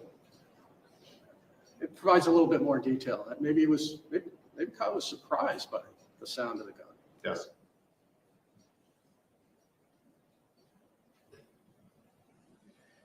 And did you follow up and ask, more about Kyle's reaction to this gunshot going off? Yes, I asked, okay, does he stay on his feet? And Levesque responds, yeah. Okay.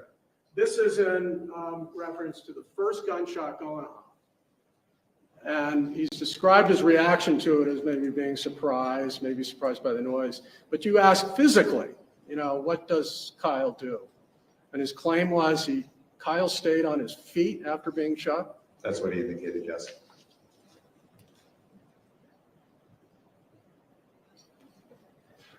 And does he describe what Kyle did after staying on his feet somehow? Yes, so I said when the first shot goes off and you said he turned, which way did he turn? And Levesque asked, so you mean like counterclockwise or clockwise? And I clarified saying, like, which direction was he turning? So Levesque says, so then he turned, he was still heading for me. He started going back towards his house. And did you get more specific? So initially, he claims he's actually continuing to head towards Jason Levesque. Yes, But then he turns to his house. Did you ask for more details on that? I did. What did he say? So I said, and how many steps did he make before he turned around a second time? He responds, one, a couple. So I said, so he went a couple of steps, and then did he say anything or do anything, or just kind of turned his body around? And he responds, he turned his body back around. And he turned his body back around. His claim is that he turned his body back around towards towards Jason. Towards Mr. Levesque, yes. And now let's focus in on what he claims happened next. This is 57, line 3. Yeah. So Mr. Levesque says that he turned his body back around. So I ask, all right, and then what happens? And Mr. Levesque responds, and then I unloaded the gun.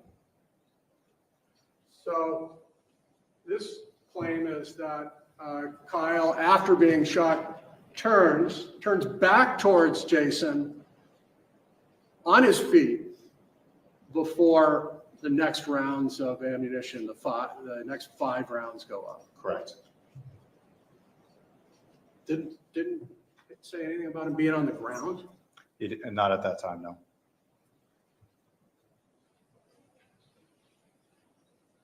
And did he actually make any claims about the distance that Kyle closed on Jason before he fired 5 more rounds? This is a continuation. Yes. So I say, and how far away was he when those next 5 shots went off? And Mr. Levesque responds, a couple of feet. So I asked to clarify. And just to be clear, I want to make sure, what's a couple of feet? Mr. Levesque says, I would say 3 feet, 5 feet. And then I ask, all right, so he was about 3 or 5 feet away? And Mr. Levesque responds, yeah. Okay.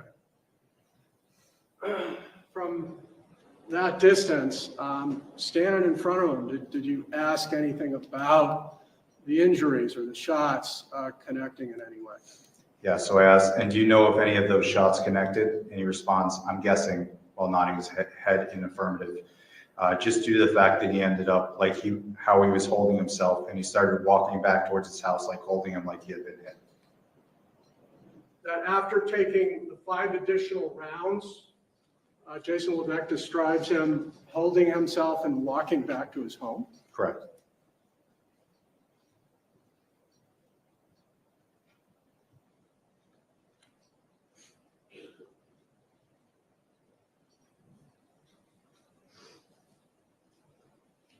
Do you ask any follow-up for detail on that claim? Yes, so I said, okay, where was he holding himself? And Mr. Levesque responds, I believe on his abdomen. So I ask him his abdomen, and Mr. Levesque responds, yeah. Is this the kind of detail you were referring to at the outset of our conversation when you said Mr. Levesque seemed responsive to your questions? Yes, he was able to answer questions asked in multiple different manners and provide fine detail as well. Did he ever say, look, I don't even know what you're talking about anymore about firing the gun or where he was positioned? Did he ever invoke to you, this basic confusion, I'm too tired? Later on in the interview, when he did ask to put his, to think for a minute, to have a moment where he put his head down, but then he was able to clarify. But at that point in the interview, no. Was that after you shared the fact that investigators were looking at video? That we indicated that we had finished the initial investigation, that we had spoken witnesses, that we had a video, yes.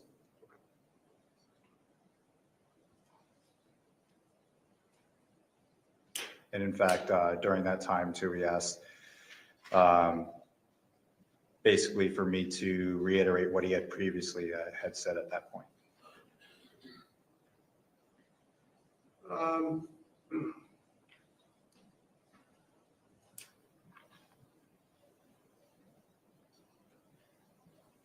Just to continue on the detail associated with him holding his abdomen after being shot 5 additional times.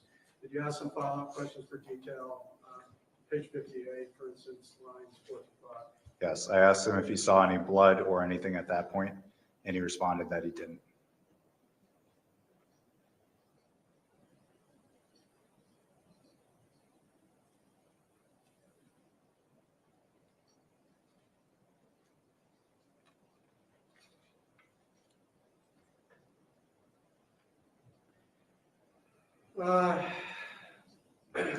Couple of follow-up questions.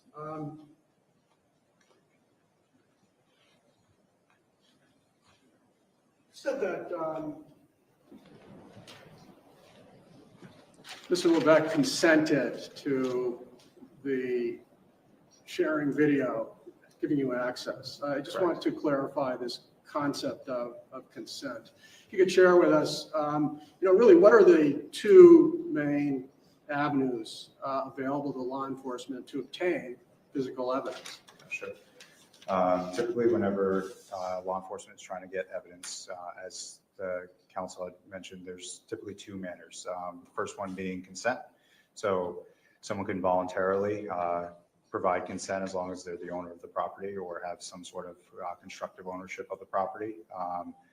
The other one being a search warrant. So we basically ask for a permission slip from the judge granting us permission to either search or seize some property.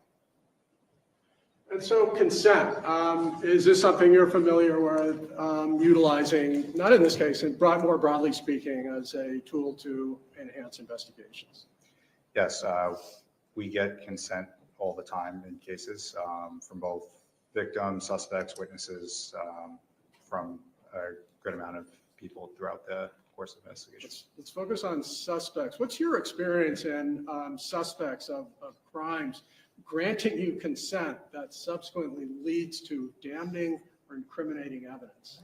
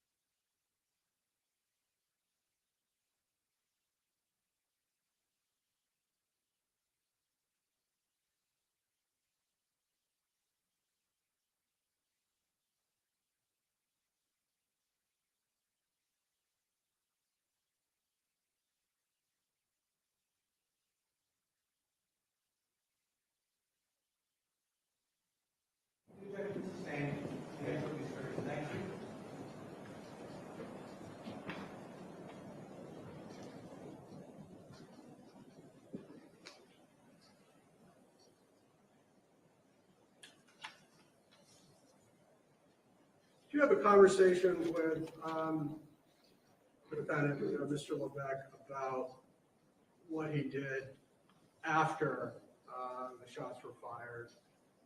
Yes. And I'm going to direct your attention to page 61.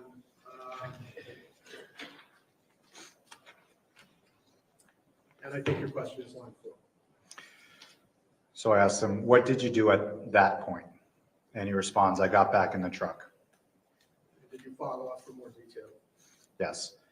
And Mr. Levesque goes, and I took the clip out of the gun and put the gun up on the dashboard and sat there and thought what would be the best thing to do or safest thing to do before any of you guys got there. I knew you were coming, and I pulled the truck into the driveway so I was out of the road. And I tried the phone to call 911, but then I heard the sirens coming, so you guys were already on your way. And did you ask him about any conversations he may have had with his daughter? Yes, so I said, okay, did you talk to your daughter at all within the truck? And Mr. Levesque responded in the affirmative. And then I further clarified, what was the conversation you had with her? And Mr. Levesque said, I said, Kira, I'm sorry. I said, I'm sorry, that shouldn't have happened in front of you. And she said, it's okay, you're protecting me, I know. And did he make any admissions about asking Kira whether he should run or not? Did he make? Yeah. He did not say that at that time, no. Did he provide any details about a conversation where Kira was giving him advice not to run? No, he didn't indicate that, no, not during our interview. We had talked a little bit about how he appeared and his sharing that he was quite fatigued when he first came down to the police station. Did you follow up, or did he make any statements concerning how that may have impacted his judgment back at the scene?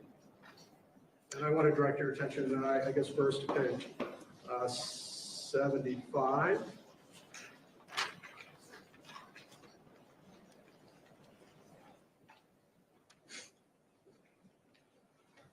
So Flathers asked, yeah, worked 24 hours, and Levesque responded, yeah, and I was up all day the night, and I was up all day the day before because they didn't call me till 6 o'clock to say that I was going in at 10. And on line 13, did he indicate how that may have factored in at all? So he responds, yep, maybe that's why I was laying down. Maybe it's just I've been overwhelmed. I don't know. I'm sure that it probably has something to do with my, probably making a bad decision and not thinking clearly. A bad decision and not thinking clearly?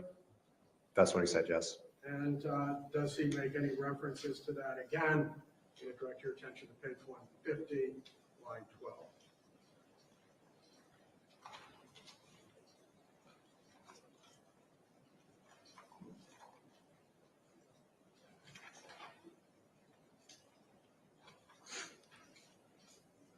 So at that point in the interview, Mr. Levesque says, if I wouldn't have been up that long, it probably would have had a different outcome. I don't know. Who knows?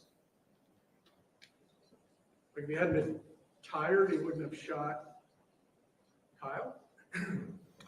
That's what he was expressing, how I took it at least.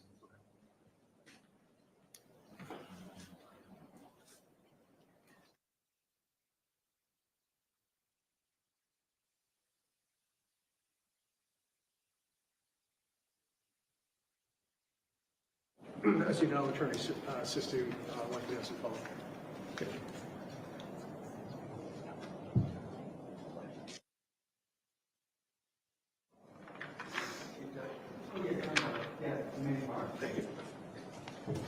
Good morning. Good morning.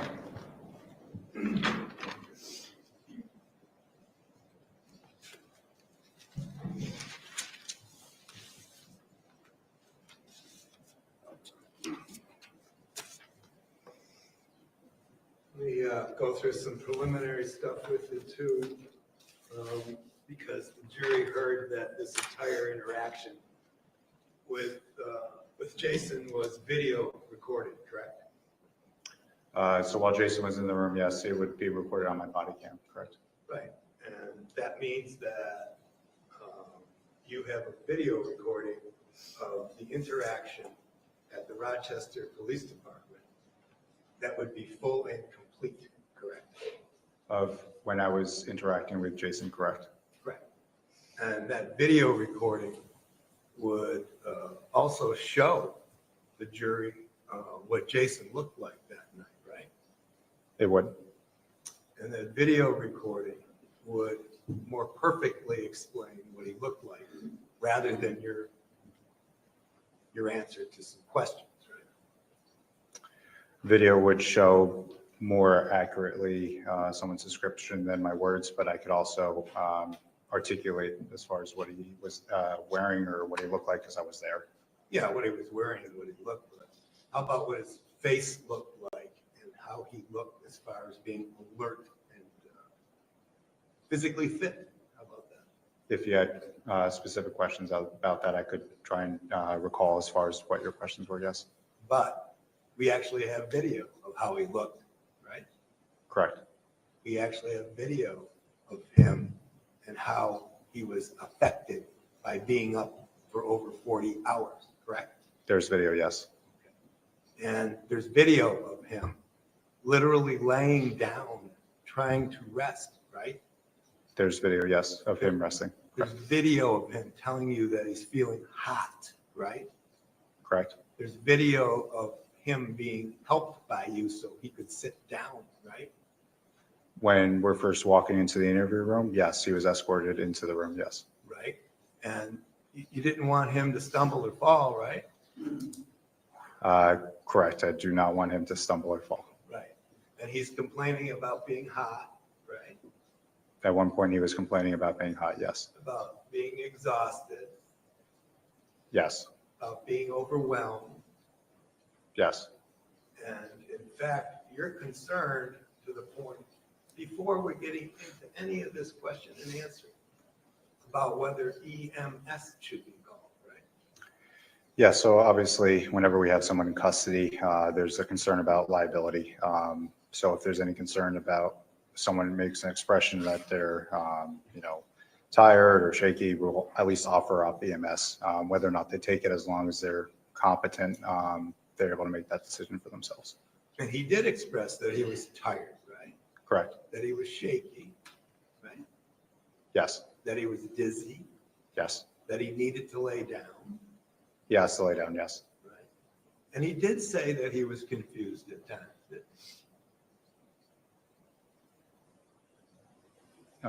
Confused, I'd have to look at a specific reference if there was. He may not have gotten things right. He told you that. Later on in the interview, yes, he expressed that he may have not gotten things right the first time once he was confronted on some of the other information we had, yes. You were very understanding on that video, weren't you, detective? So yes, as part of the interview process, we are trained basically that you get more information by being able to talk to people. If you're coming at someone a little bit harder, you're less likely to get information. No, Yes. that's very understandable, but it's also understandable that he was going through some trauma at the time too. Trauma? You suggested he was going through trauma, that it was a traumatic experience. Sure, of course, it would be a traumatic event for anybody for a gunshot to go off and shoot somebody. Right. All right, so let's go through this a little bit. We've got a video that would more clearly and specifically express his mental state, right? The video would be able to show basically how he was that day, yes. His physical and mental situation at the time of the interview, right? It would be able to show how he was that day, yes. Yes, and it would be specific with regard to some of these questions that were asked by the prosecution, right? It would be the same answers and responses from the transcript, but yes, it would be specific. Well, there'd be a heck of a lot more questions than answers, wouldn't there? Yes, it would be the entire interview, yes. Yeah, the entire thing could be shown to the jury and No they would objection see on the that. whole thing. No objection.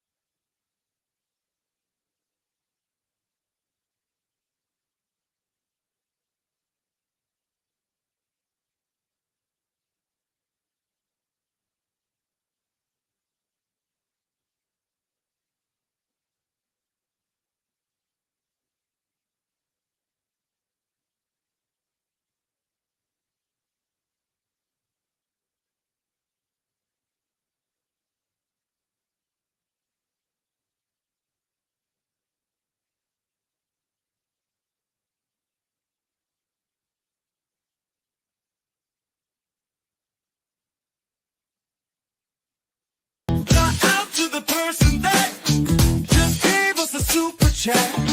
This community is just the best. Love you all the different.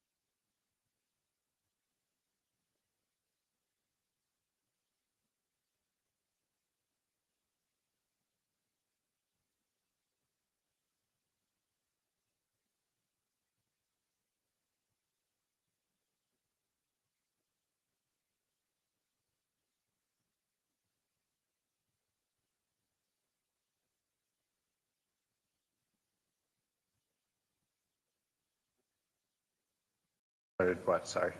Talking to him. Talking to him, we didn't talk to him about specifics at that point. We were just bringing him into the room, get acclimated, build rapport at that point, yes. Yeah, it was the first contact you had with him. He's already telling you that he's dizzy, right? Yes, that's why I asked him if he would like EMS. Right. And it was at that point in time you asked whether or not EMS should be called in, right? I asked him if he would like EMS and he indicated no. You told him that it's not unusual, right? That in fact, his body is reacting to stress. Correct? And let me just ask you as an aside, have you been involved in any officer shootings? I've been on scene for one, but I wasn't directly involved with it, no. I mean, let's go right to it. Have you ever discharged your firearm during the course of your service? No, not at somebody, I'll say that. I've discharged it as part of training and as annual qualifications, those kind of things. Right, but never during a situation where it was discharged and actually a round struck a human being. No.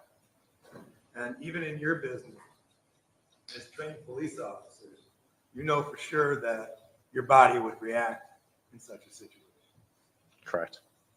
And in fact, in your situation, the policy is there's a cooling off period before you make a statement. I'd have to look at the policy. What do you mean by cooling off? Objection sustained. You haven't been involved in an officer-involved shooting, right? I have not been directly involved in an officer-involved shooting, yes. But you sympathize with Mr. Levesque that he would be experiencing stress, right? Sympathize might not be the correct word. I'm doing an interview. I'm trying to build rapport, yes. Well, you're trying to, doing a couple things. You're trying to, establish rapport, but you're also trying to make sure he's okay. Yes. Then you go over some medical stuff with him. You want to know whether or not he has any pre-existing medical condition? I asked him at one point in the interview, yes, if he had any pre-existing medical conditions. And you want to make sure he's sitting down so he doesn't fall, right? For safety purposes as well, yes. I would like for him to sit down or lay down, not be on his feet. And without him even asking, you offered him some water so he can relax, right? For him, water, coffee, food, it's part of my training for interview and interrogation. As far as that, you typically, especially if someone had been out working all day, you want to make sure that they have access to bathrooms, access to food, that we're not treating them unfairly. Yeah, we don't want to do that. And the other thing is that, again, as the prosecution said, the food that was offered was like pretty minimal, right? It was a beef jerky stick and candy. That's all Flathers was able to come up with while I was with Jason, yes. Let me ask you, do you know what he had eaten over the past 40 to 42 hours? I don't know, no. Isn't that something you generally ask to make sure that he's okay? Again, I asked if I offered him food and water. As far as generally, I don't know if I've ever asked somebody when the last time you've eaten on an interview. When's the last guy that you interviewed that had been up for over 40 hours? I don't know if I've been in this unique circumstance before as far as interviewing someone that's been up. Right. That's an extreme amount of time to be up without any sleep, isn't it? You're asking someone that does shift work. Yeah. It's, as far as answering questions, I mean, I think everyone in the room has at one point in time stayed up all night and either had college courses or tests or final exams or kids. It was my understanding based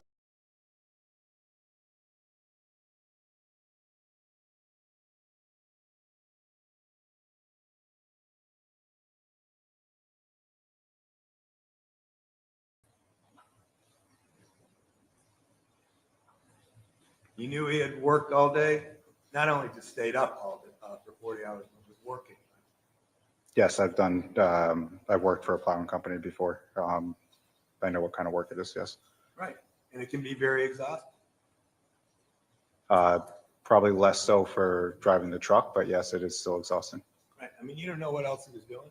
Was he loading salt too that night? He did indicate at some point that he handled salt, yes. So he'd been in and out of the truck, right?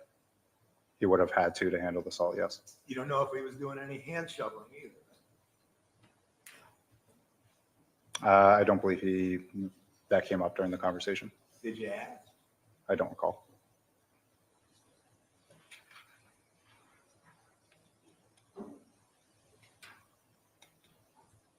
At one point you said, if you feel like you need EMS, or if you just want water, Levesque says that would probably be good, right?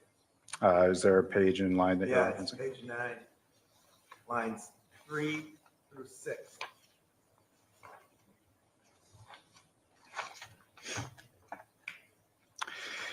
Yes, he responds, that would probably be good, yeah. And then you take his handcuffs off so he can eat and drink, right? Yes, I say, I'm going to have you stand up, take the cuffs off for you so you can eat and drink, still feel good, not like you're going to pass out, right? And he says, no, I'm still wobbling. Correct. So at the point he sits down in the interrogation room and the cuffs come off, he's wobbling. Is what he's saying, yes. Yeah. I mean, he's expressing to you his physical condition. Correct. And you said, I'll have you sit down after just because I don't want you to fall. Correct. And he says, I appreciate that. Right. And you respond, yeah, no, it's traumatic, I'm sure. So you can have a seat. And if you want to take your hoodie off, right? Correct. If that makes you more comfortable if you're hot, right? Yes. And then he asked permission to take it off. Correct. And that's when you notice some blood on his hand. Yes. Do you ever figure out where that blood came from? I asked him about it. He never clearly indicated where it came from. No. Right. In fact, he was kind of mystified by it as well. That's what he expressed. Yes. So he doesn't even know where the blood, and it was on his, was it his left hand? Correct. He doesn't even know at that point in time, while he's sitting there with noticeable bleeding, where the blood would have even come from, right? Yes. And to be clear, it was very minimal blood. Right. You noticed it. Yes. Okay. He apparently didn't even notice it. Correct. And then you drew his attention to it. Right? Correct. And then he said, I don't know where it even came from. Basically. To something to that effect. Yes.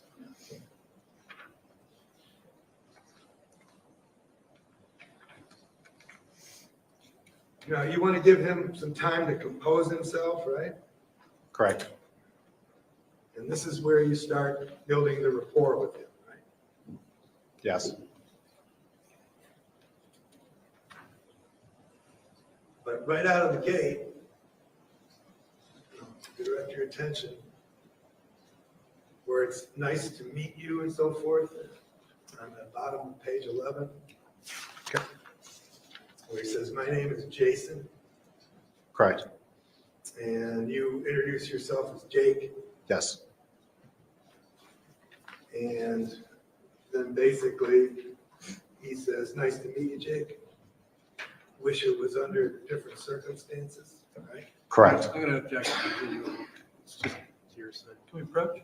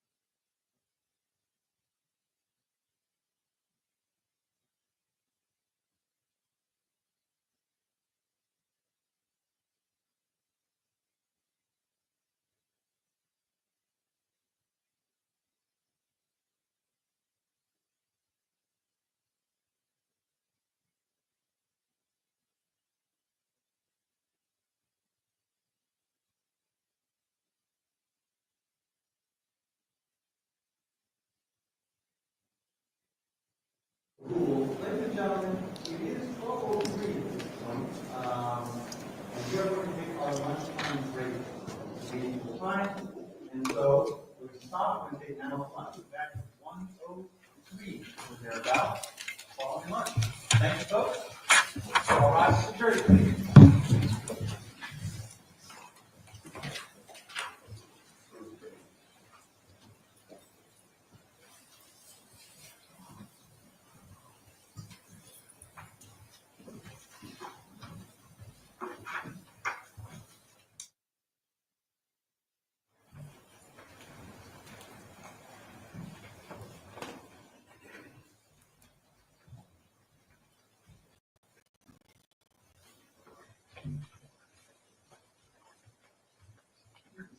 Okay. Thank you, Your Honor. I just want to make clear, I wasn't ruling that the defendant doesn't have a right to introduce additional evidence to the prosecution. I just want to be important of the videotape. That things are always favorable.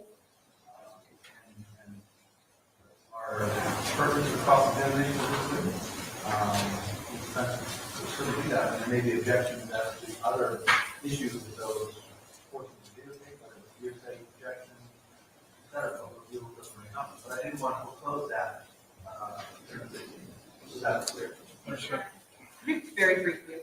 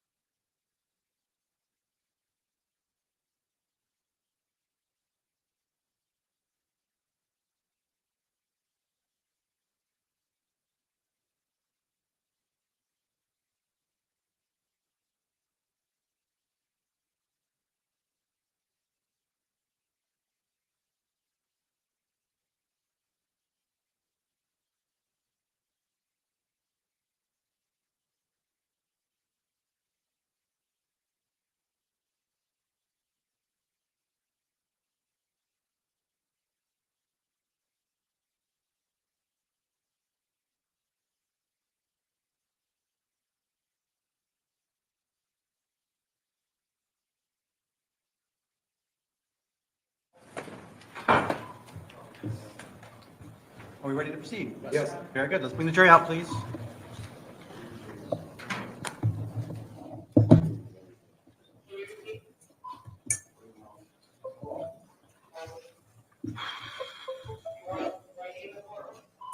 Yes.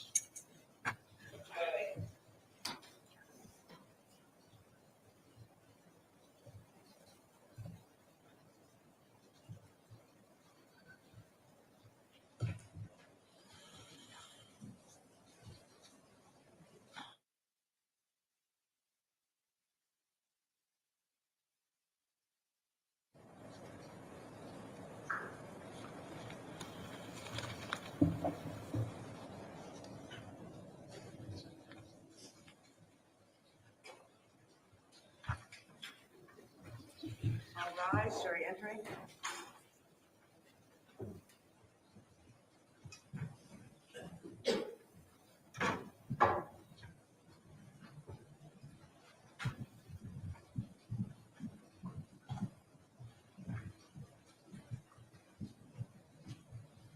Please be seated. Good afternoon, ladies and gentlemen. We are ready to continue with the continuation of the cross-examination of this witness. Counsel, you may proceed. Thank you very much, Your Honor, and thank you guys for being patient. Detective, let me just give a little introduction of what we're going to be doing here. We're going to play some of the video that was captured on your cam that evening, I believe, right? Yes, sir. And it starts at 10:17:09 p.m. and it's dated the 4th of April, and the location is 41/43 Summer Street. That's what we got going, and you're aware of what we're about to do. Yes, sir. Okay. Let me give a little introduction here. It's going to take about 25 minutes total recording. Some of it is dead time. You'll see some transport and detected. Some of it will be a muted body cam. Can you tell the jury why that happens? I'm going to try to sneak around here. Sure. Sometimes we'll mute a body cam when we're by our personal spaces. People have family photos. There's other case information that necessarily we don't want. It's been 12 months since acquittal, and so much has passed us by. Such a scattering with evidence, and some blatant flat-out lies.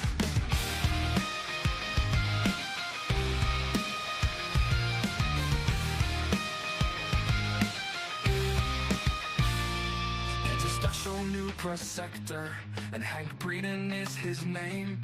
He is a dirty Boston lawyer, and his arguments are lame. He's tried to squash all of our experts, as he has no case to claim. He should have won an Oscar medal to convince the court he's sane. He can lie without a conscience and keep that smirk upon his face. I bet he wears those silky undies, the ones with edging made of lace. And lawyers for the state is wading through 100 motions in a rush to seal my fate. So you can bring in Massachusetts, cause we all ain't got no quit. And we all know that the truth is my car is not the thing John hit.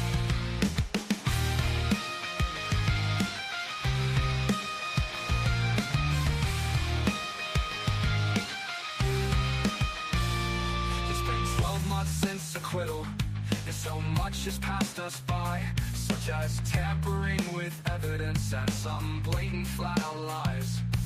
Enter special new prosector, and Hank Breeden is his name. He is a dirty Boston lawyer, and his arguments are lame. He's trying to squash all of our experts, as he has no case to claim. He should have won an Oscar medal to convince the court he's sane. He can lie without a conscience and keep that smirk upon his face. I bet he wears those silky undies, the ones with etching made of lace. And Judge Beverly Kavanaugh is so biased for the state, is wading through 100 motions in a rush to seal my fate. So you can bring in Massachusetts, cause we all ain't got no quit. And we all know that the truth is my car is not the thing John hit. So you can't bring it in Massachusetts, cause we all ain't got no quit. And we all know that the truth is my car is not the thing John hit.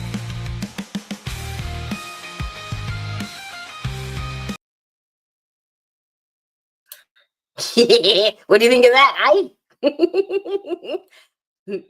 Bloody YouTube won't let me type bring it Massachusetts because you ain't got no quit.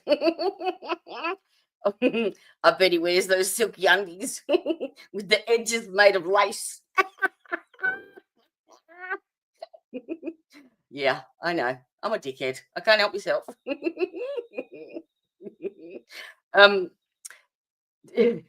Do you get the Prosector and like special Prosector and Hank Breeden in there? That was on purpose. One of his motions, his one of his legal secretaries or whoever didn't proofread the motion, and the whole way through he was called Special Prosector Hank Breeden. Yeah. All right, I'm nearly ready. We've got 15 minutes before the motions hearing, so I'll just whack some face on, have some quick toast, and jump on for a second.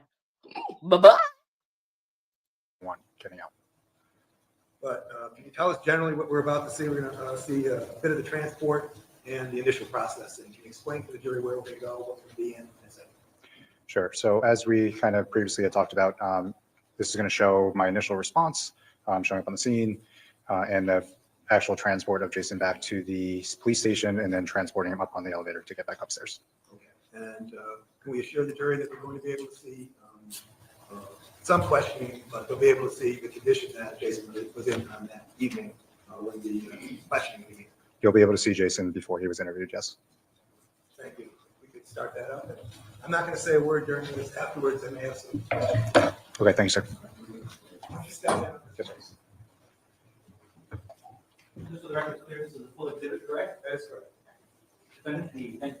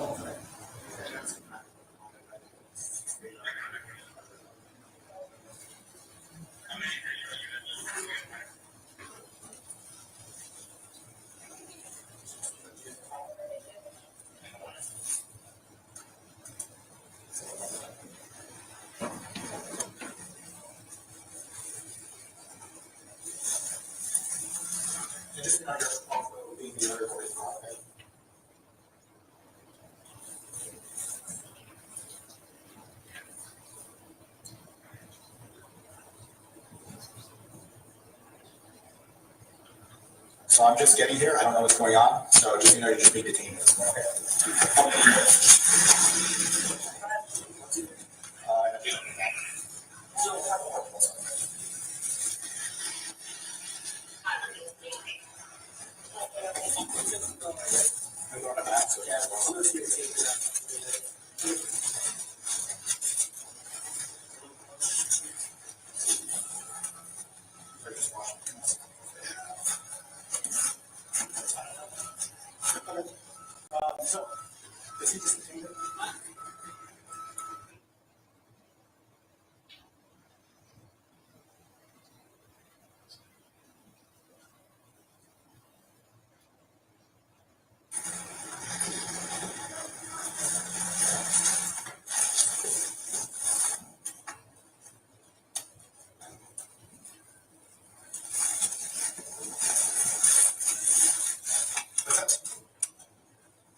Sorry, I can't hear. Oh, no worries. So we're looking to do. So we're gonna just head back to the station. We're trying to talk there just because it's kind of not the best environment for people yelling and stuff like that. And we'll kind of talk over there. Get out the weather too. It helps stay dry. 6 hours. The traffic with one detail to be monitored and to be approved.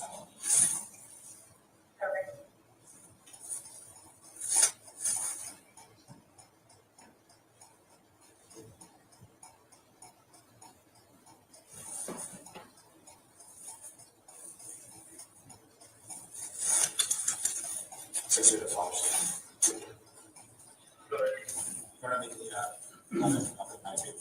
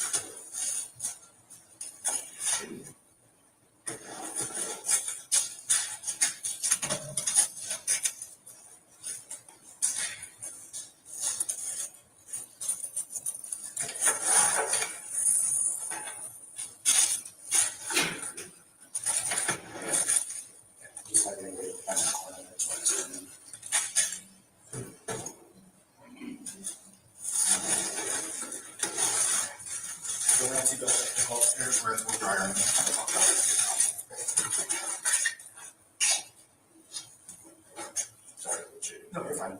Any other reason, anything you need? Anything that changes? Not doing anything. What do you want? Yeah, it's stuff before it was a top I did construction and need some guys that are not behind the shoulder with the top trucks. So we'll head. Yeah, we took a couple of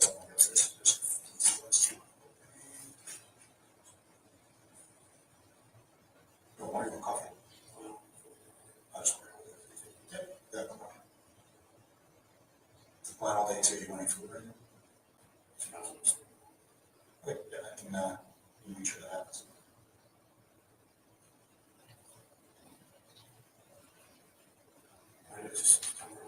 Yeah, Mr. Paperwork for the color item on that board.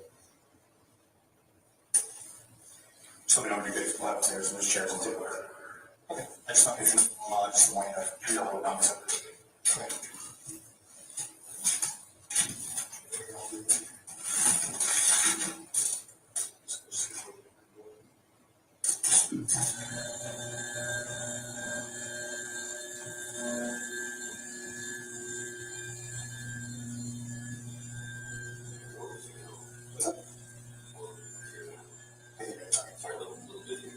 How much I need along the elevator, there's little chairs, tables, how much to sit down.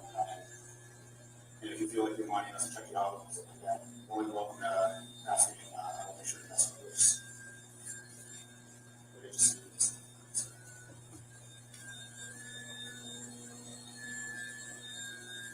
So that's your body, we're going to do you have any medical conditions or anything? Are you getting walking percentages good for the trip? Oh, yes, we have that.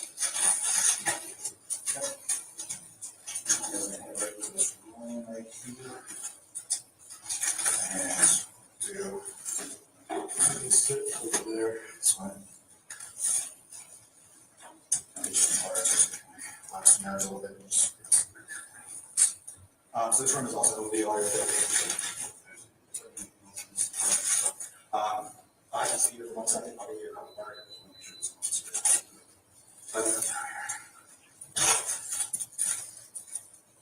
Do you mind actually, you can also, this is a kitchen. Just go right downstairs. There's a kitchen and your countertop should be house. You get that just somewhere. This one.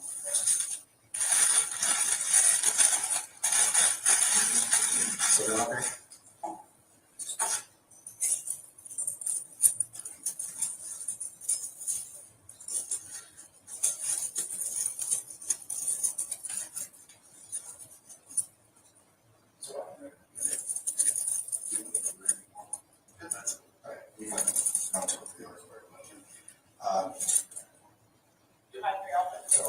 If you have any food,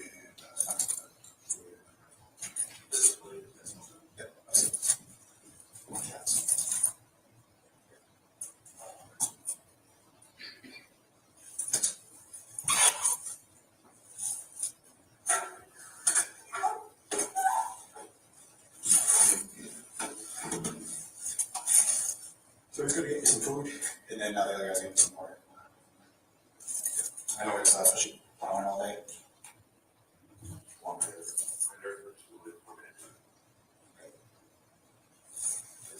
I'll take the cuts off. Yep.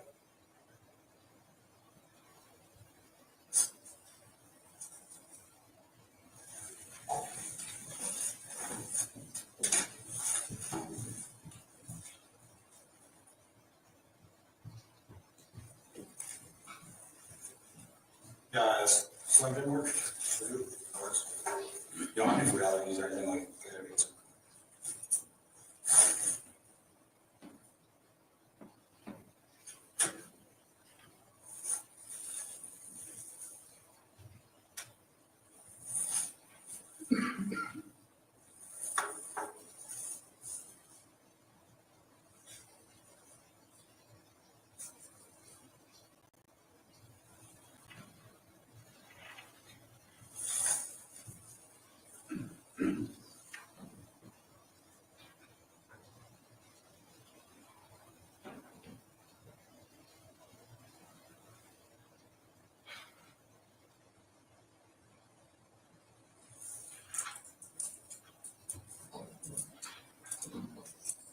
To do like commercial, residential kind of commercial. Okay. I'll let you know that. Do you work for them for outside of small, or is it just something? Or something like your day to day? What do you do for like your day? Oh, nice. Where do you do that? Okay. Right on 108 then.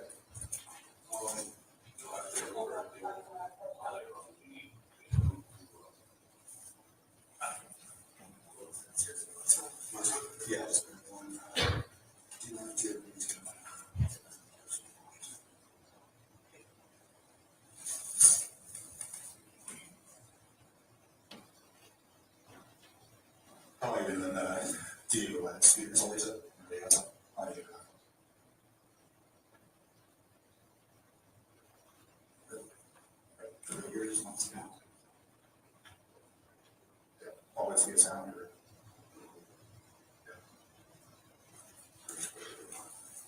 Okay, again, if you feel like you need EMS or you just want water,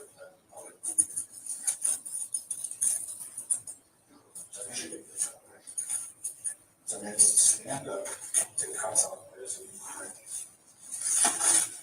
So the lid, nothing in the back. Light is back down. Just want you to fall. And one side. Sure. So you can sit, see, and you want to take your footing off.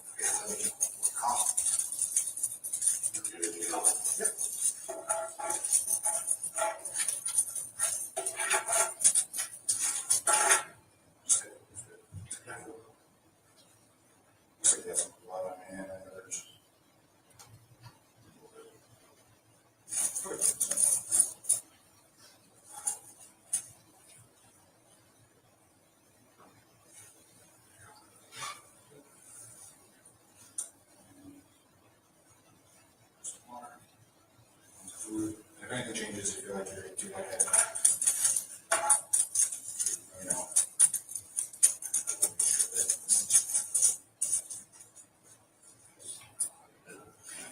So just gonna go over some paperwork and stuff. Yeah.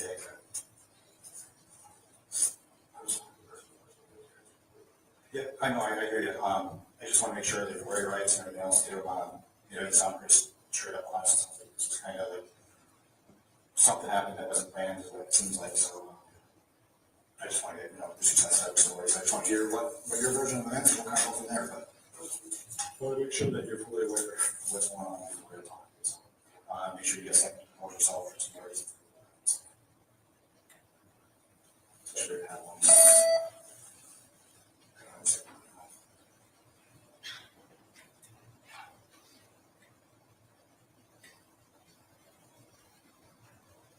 And I don't know my first name, but it's just Jason J.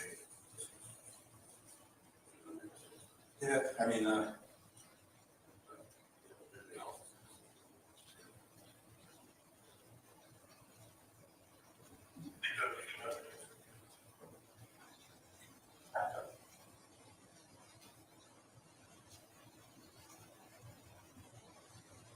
want to have another research cycle everything.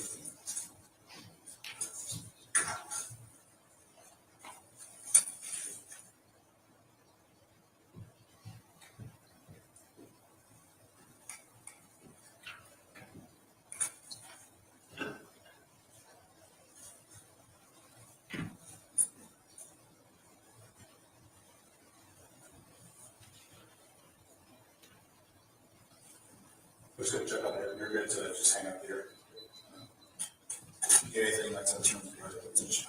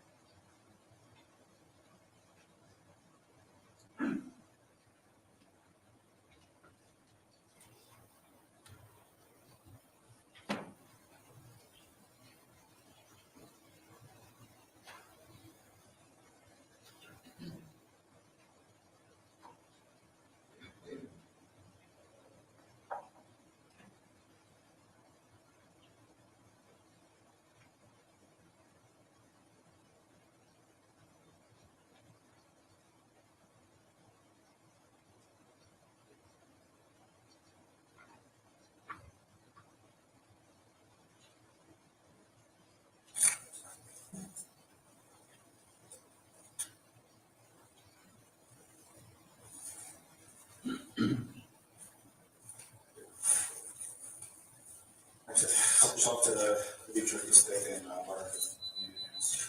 I don't know what that. You can only know the voice. You feel like you're gonna pass out? Do you want to mess?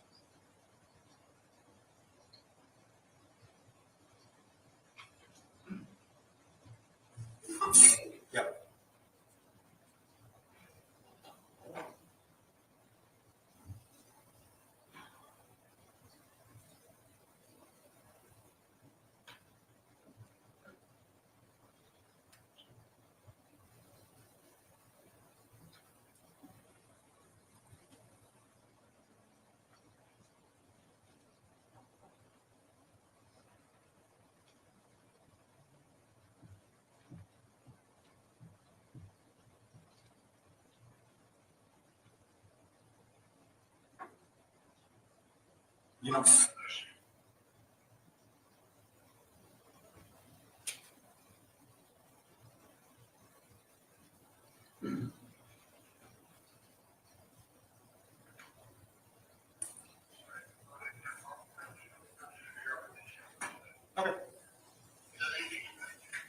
No, I just want to just talk to this guy while he's still on and talk to this. Right. I'm gonna take mine off, yeah.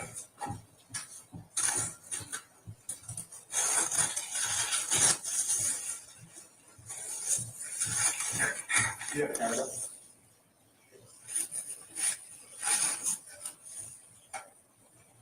Yeah, if you want to try and get that up too, I'll just be.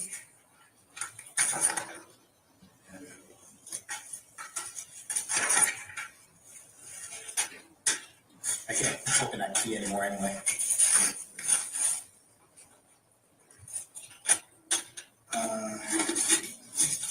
Next, if the room's video record, I can stop by. That's record on my phone too, or shake. Do you have that mount? I think mine's not the best for the other one. Yeah, just put it on the table. Do that. All right. Why don't you go do Flather's desk? I'll show you as far as getting the Peter split up to come on.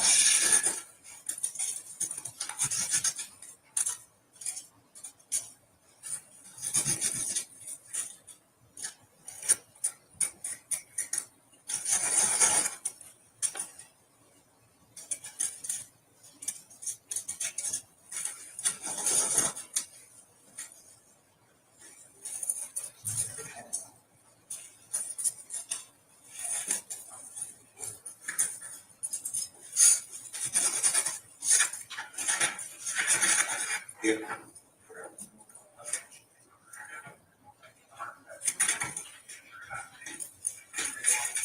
I don't.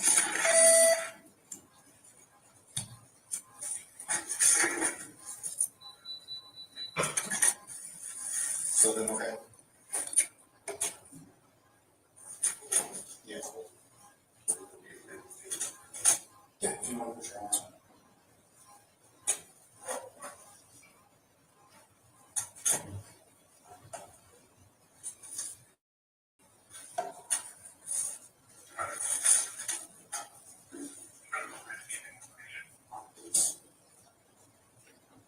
This is going first. JASON.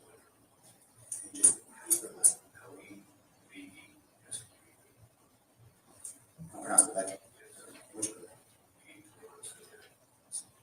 In a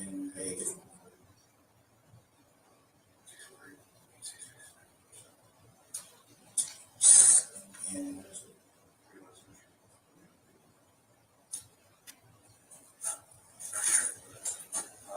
we're going to talk about all this one. Basically, what that's all doing. All right.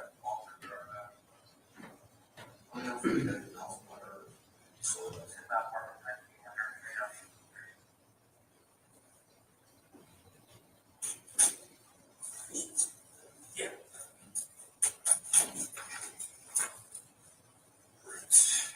And you said for the summer hall.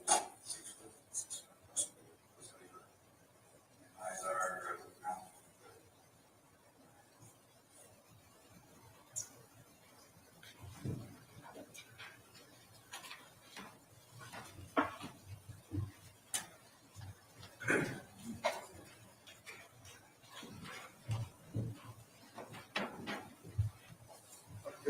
Right now.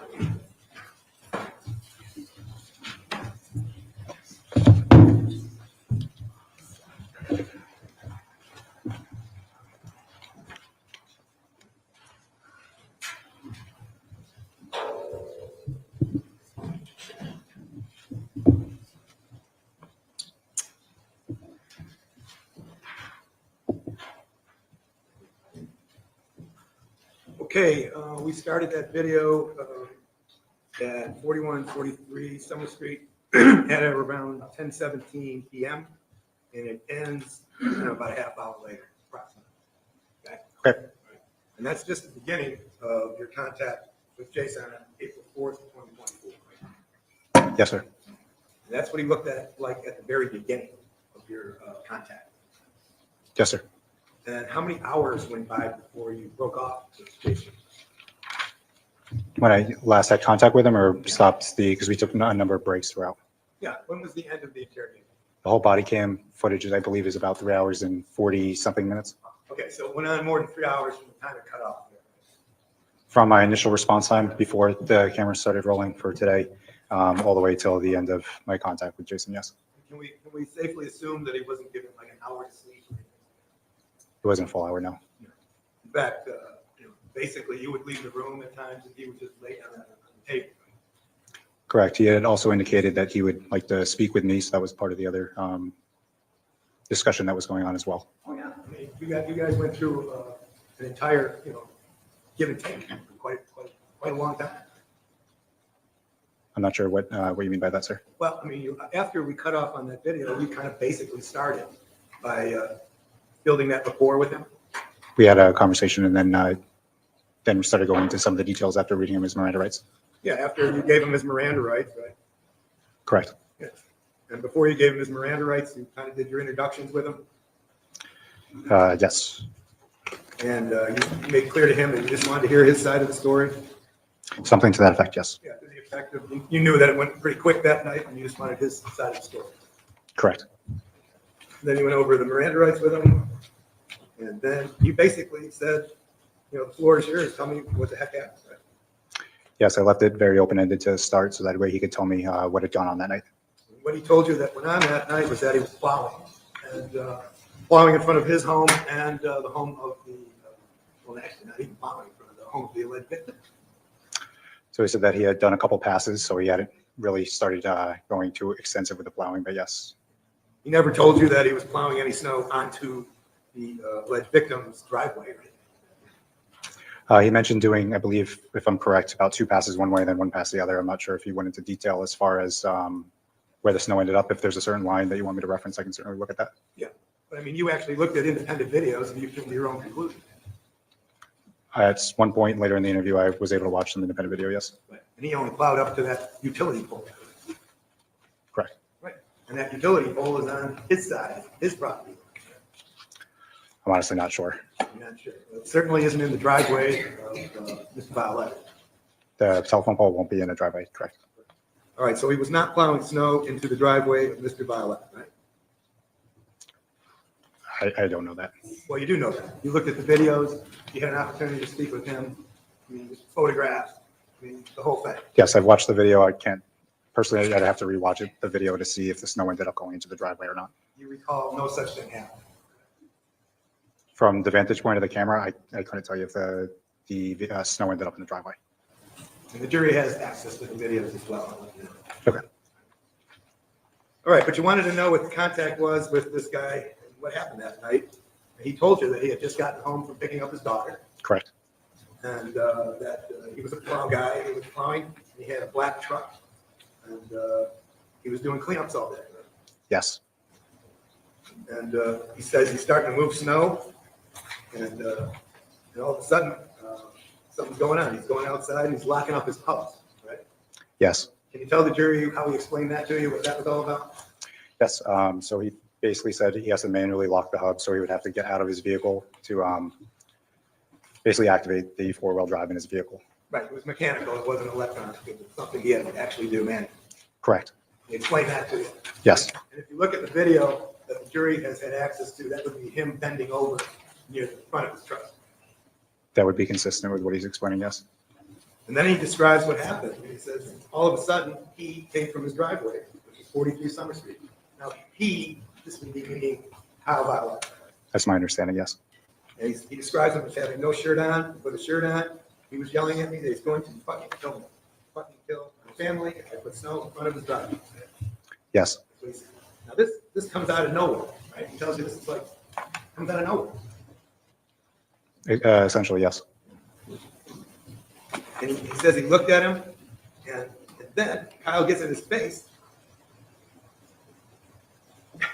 And Jason's saying he can't believe what's going on, right? Is there a specific line that you're asking for?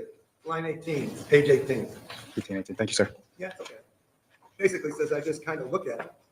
He got in my face even further that I didn't believe him that he's going to fucking kill me and my family.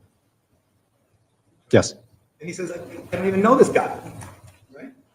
correct. But he goes on to explain something else. What else does he explain? Is there a specific point? You approach?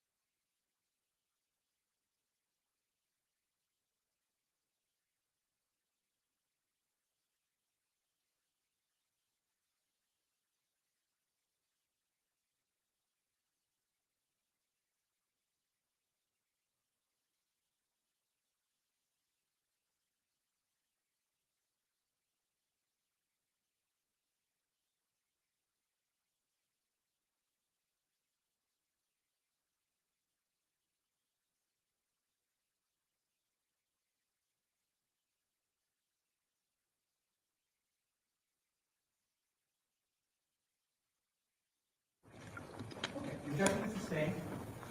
May I ask you a question? Thank you.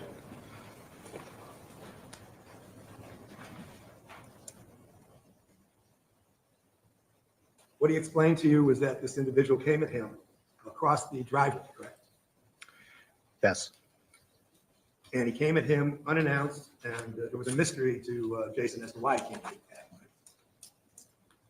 at him. He did mention, having reread 18, about that he did move snow into the front part of his driveway of his neighbor to where his neighbor's grass was, and then he backed up.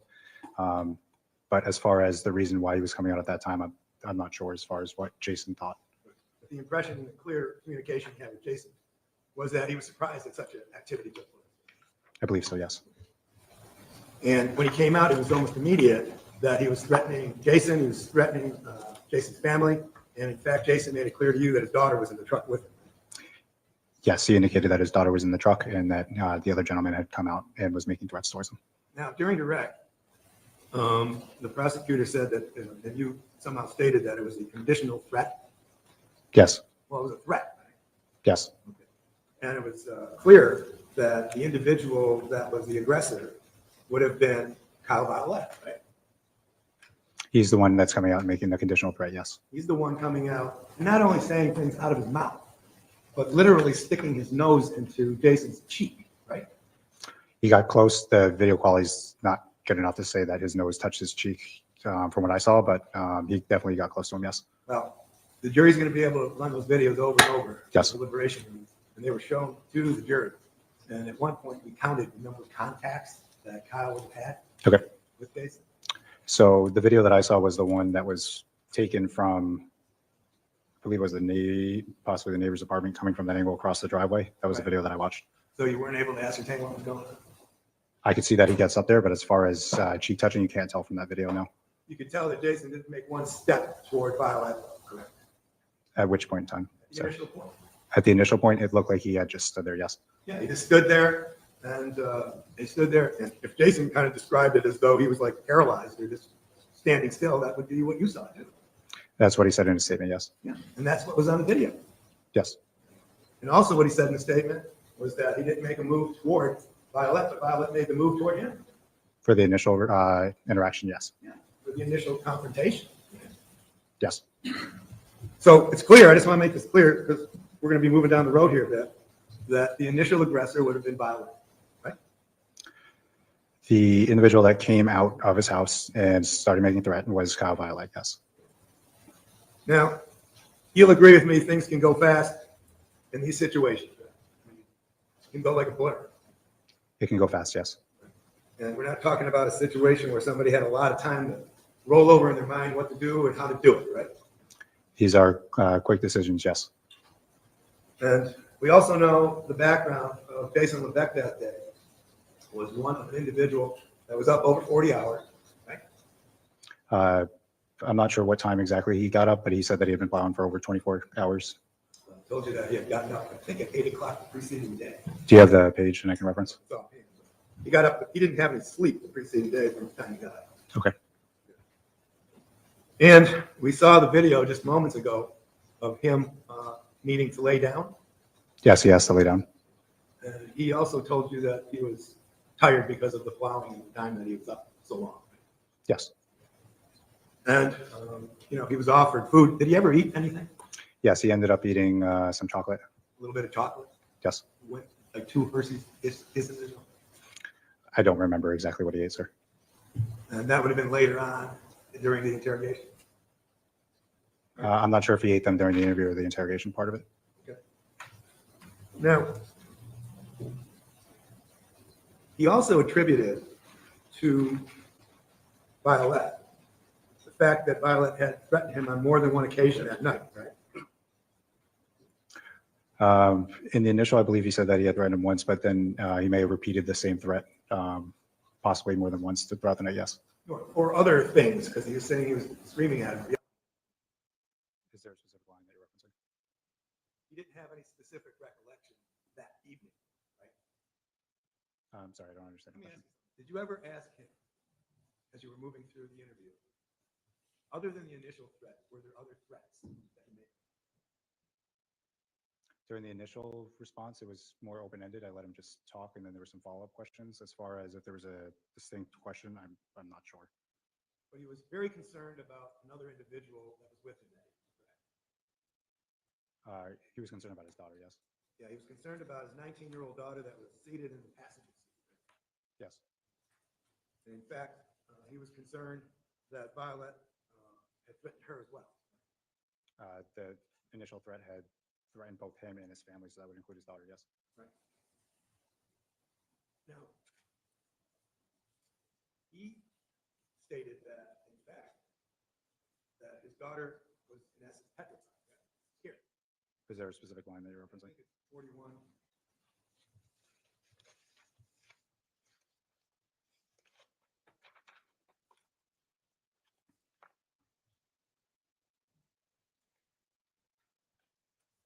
I think it's after you had said, and I don't want to get into. Oh, sorry. Let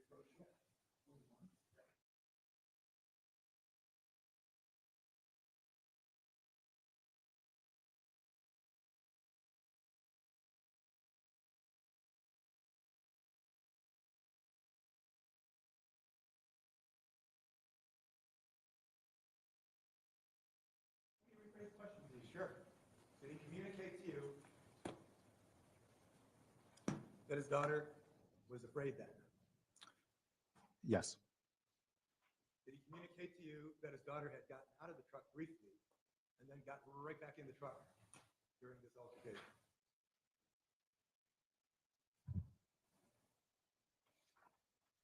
Is there a specific spot for that you're referencing? I don't recall that. Okay, let me ask you this. When Violet is coming toward Jason, right, walking towards him, and starts getting nose to nose, is she still in the cab? He expressed to me, I believe, that she had stayed in the vehicle seatbelted the whole time. But if there's a time that I may be forgetting, if there's a specific spot you want to reference, then I can take a look. No, that's fine. That's exactly the answer. And he also says that at this point in time, he felt overwhelmed, right? I believe so, yes. And that would have been when Violet literally was nose to nose with him. Correct.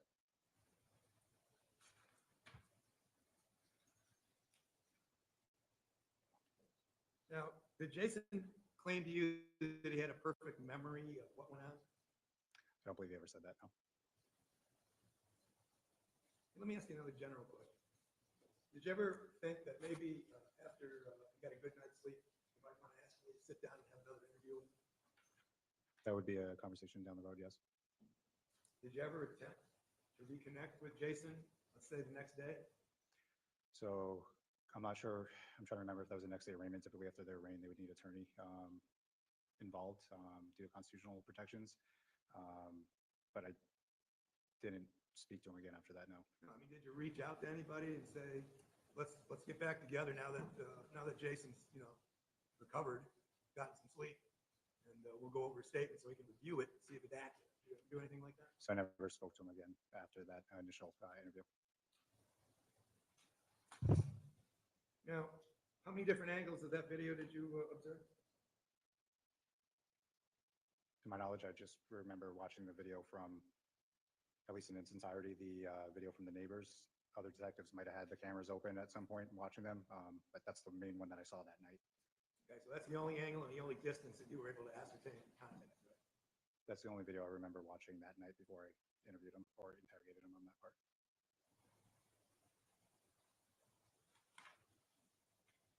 Now, Jason tried to get it point by point with you.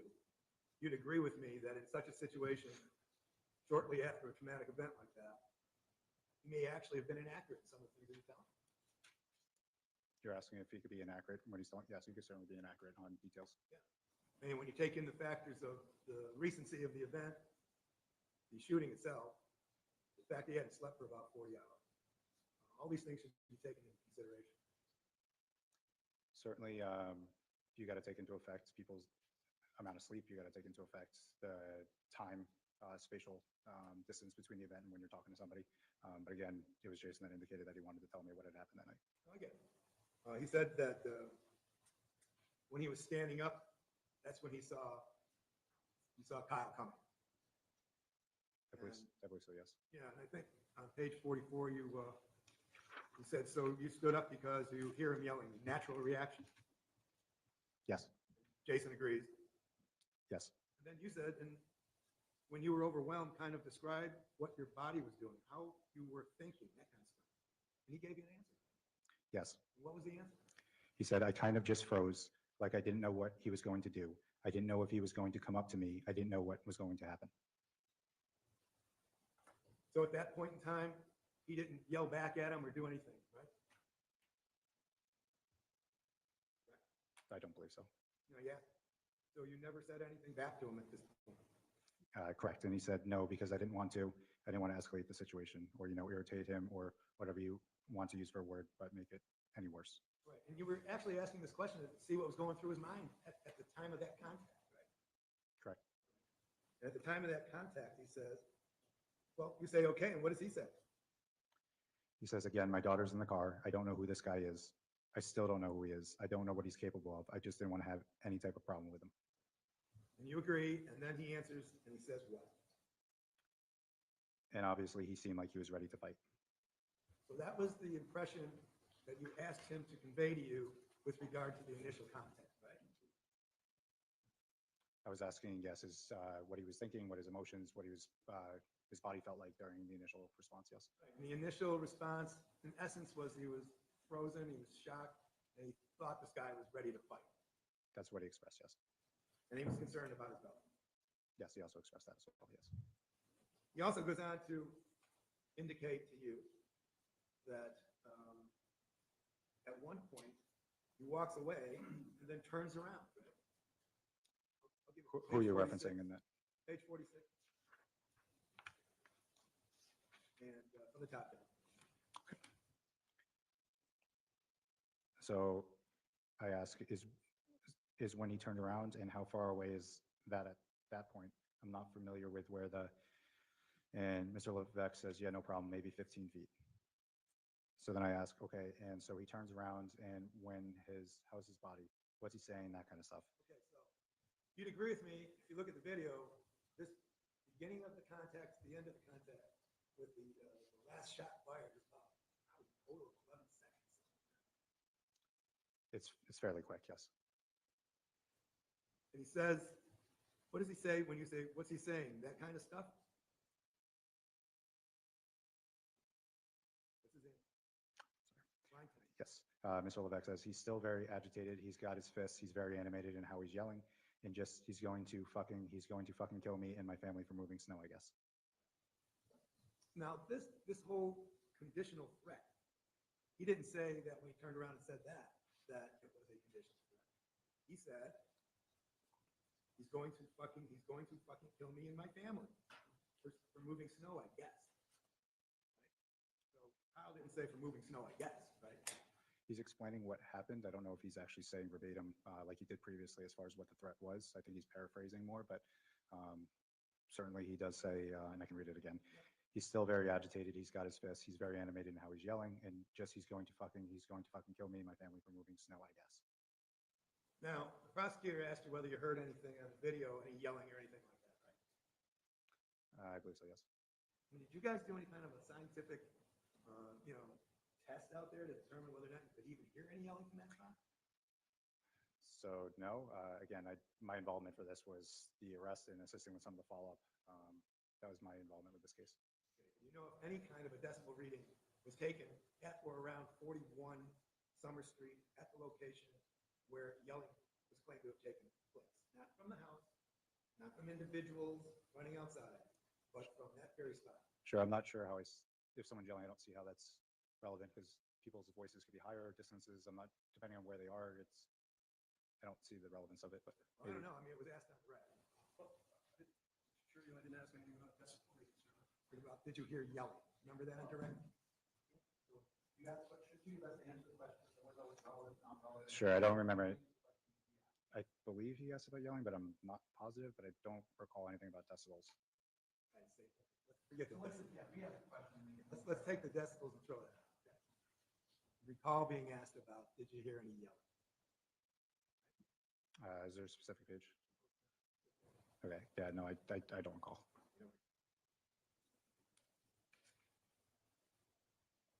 Now, you agree that you said to him, and I'll guide you on this, it's the page that got cut off, I think, without the number.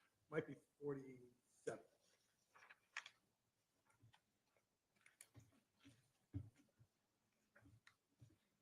Basically, Jason was focused on Kyle, right?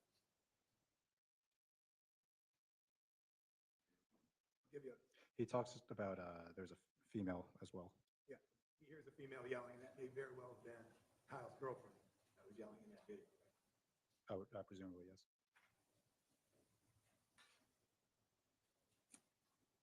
Now, let me ask you something, okay?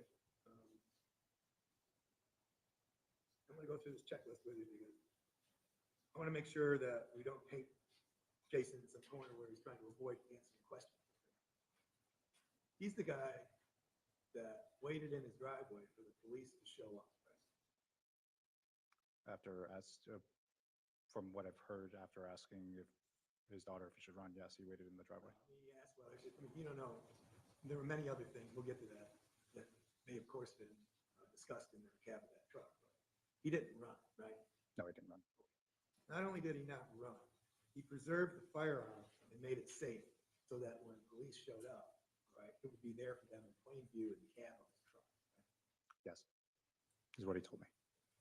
When the officers arrived, he made sure that they knew he would be coming with them without resistance. In other words, he exited the truck with his hands up. Right? That would be a question for the other officers. I arrived on the scene after he was already in handcuffs. Well, did you describe him as a cooperative individual when you were on Yeah. your way to the station? Yes, he was cooperative with me the entire time, yes. And this cooperative individual, in fact, did everything you asked him to do. He didn't resist one iota. Not that I recall, no. Not at all. You got no reports of that at all, right? I don't recall him not being cooperative. He was cooperative throughout. Right. He told you where everything was. He said you could search his truck, right? Yes, He said you could seize his video equipment and videos from his home. yes, He, when given the Miranda rights and the constitutional rights afforded to him, made a decision that he was going to speak with you, right? yes, He was cooperative during the interrogation. yes. I mean, he was basically sitting there as long as you want him to be there. He was willing to answer my questions and talk to me for as long as I had questions up until that point, yes. He never You- asked to stop or anything like that. You're the guy that terminated the interview, not him. He didn't say, I've had enough, I don't want to talk to you. No, he never made a statement like that. As far as the termination,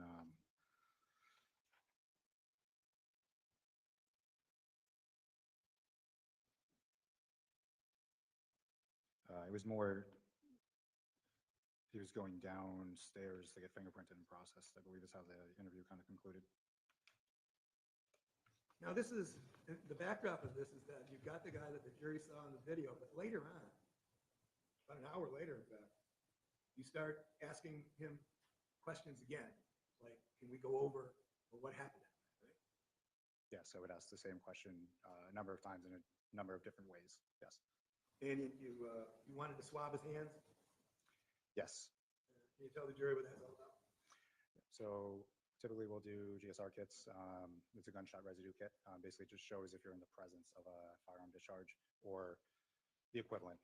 One of the questions on there is if you handled fireworks, because there might be some similar kind of chemicals or materials that you might handle that are similar in both. Now, about an hour in, as you're going through the swabbing process, and this is after what the jury already saw, he tells you guys that he's not feeling so good, right? Do you have a page reference? 79, 25.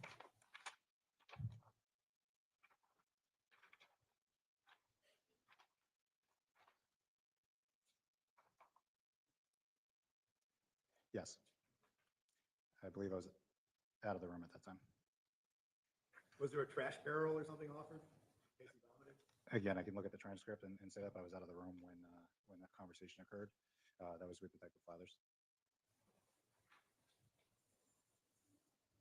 At that point in time, though, does he express that he's overwhelmed and tired? So he says, I don't feel so good, just a second. And Flathers asks, do you want a trash barrel or something? And Levesque says, no, I want to lay down too. And then I come back. And then he goes on when I get back in the room saying, just give me a second. I think I'm just overtired and overwhelmed. Yeah, that's when Flathers says, do you think you want an ambulance? Yes. And he responds, I'm overtired and I'm overwhelmed. Yes. This is about an hour or so after what the jury just saw in that day. So I returned with the swap kit into the room at 11:42 p.m. About an hour. And he says there's a lot going on, right? Yes. And he says, I'm trying to stay calm and focused, but sometimes I just get, I don't know. And I guess your partner says, like a little rush. And the back says, yeah. Hot, cold, I don't know. And I apologize if I stink. I feel like I just smell awful. Yes. And that's because he had been working all day, hadn't had the opportunity to clean up. Correct. And then you go through the hand swab, correct? Yes. How long of a process is that? It's relatively quick. They have basically almost like the kid stamps where you're just stamping around different portions of the hands and then filling out a page that kind of asks them a few questions as well. But it's not a long process. And he was cooperative through that, right? Yes.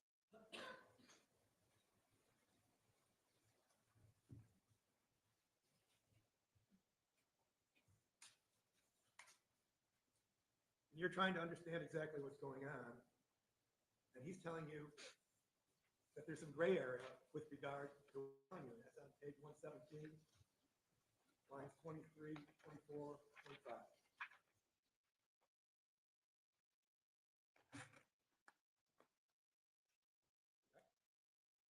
One moment.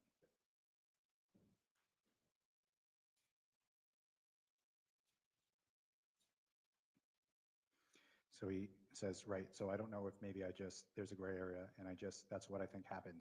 And I just don't remember, I don't know. But he's willing to stick around and continue to answer questions. And this is when you're actually asking him to rethink some of the things he's already said. I'm asking, yes, if he basically as a tactic to ask him if, maybe the first story of events, you were just still in shock, so you weren't trying to mislead or lie to us or anything like that. Right. In fact, you tell him that. He's saying, I'm being completely honest with you. And you say, maybe the first story of events, like maybe you were just still in shock. And he goes, yes, right, correct. Yes, as part of an interrogation tactic, you can offer someone an opportunity to save face. If you tell somebody you're lying, sometimes that shuts somebody down and they won't talk to you anymore. So you give them an opportunity, a way out to still be able to communicate, still be able to talk to you without basically giving them no alternative. Yeah, I mean, that's lovely, but that alternative was an offer to him when he had gotten a good night's sleep, right? He had indicated that he still wanted to talk. So as far as asking if he wanted sleep, I didn't ask him if he wanted to stop to have sleep at that point in time. We were in the middle of the interrogation or beginning the interrogation at that point. Inviting him to take a look at his statement and make any corrections. Yeah, so he did ask me if he could review his prior statement, and there's a reason why, again, we do these spatial gaps. It's harder to remember all the lies that you're telling if there's a little bit of gap in between. Also, again, asking questions different ways. There's some benefits of having that space. Is it a good tactic to interview and interrogate people that are sleep deprived? Again, Mr. Levesque indicated that he was willing to do the interview. There's no obligation to do so. I read him his Miranda rights. It was his decision to speak with me. Yeah, I'm glad that's the answer you're giving me, but is it a good tactic to interview people that are sleep deprived? Is that part of the tactics that you guys have? As far as that, we don't typically go out seeking people that are sleep deprived. It's just the circumstances of events. He had been out plowing that whole night. We don't choose that, that he was out that whole day. That was the hand that was given to us, so that's what we had to work with. But that's a hand that you can reshuffle, right? That's a hand where you can say, hey, we'll come back at 8 o'clock in the morning and talk. We'll come back at 10 o'clock in the morning. Again, no one was forcing Mr. Levesque to talk to us. Nobody's forcing him. But would you take a neutral witness and say, hey, I know you haven't slept 40 hours, but I want you to give me a statement? Or would you say, would you like to have some sleep? And then give me an accurate statement. state? Again, if he's willing to talk to us that night, we're trying to figure out what had happened that night. We're going to talk to him. If at any point in time he indicated to me that he would rather speak to me the next day, certainly that would be something that we could revisit. You saw the guy nodding off right in front of you. So even during the daytime, during arrests, we do have people nodding off. We have people, in booking that could be lying down. It's not uncommon for people to lie down on benches just during day shift during the middle of the day. So that's not super uncommon. It's super uncommon. But the jury got to see what he looked like. He's bedraggled, isn't he? They certainly got to see what he looked like. What was the question? Sorry, I missed the last part. I know that you may say it's not super uncommon, but are you saying that it's a good tactic to interview witnesses to get an accurate story when they have not had slept for 40 hours? What? Concerning, some of these questions, follow-up questions about details, did that include asking them to do a sketch? Yes. Your Honor, may approach.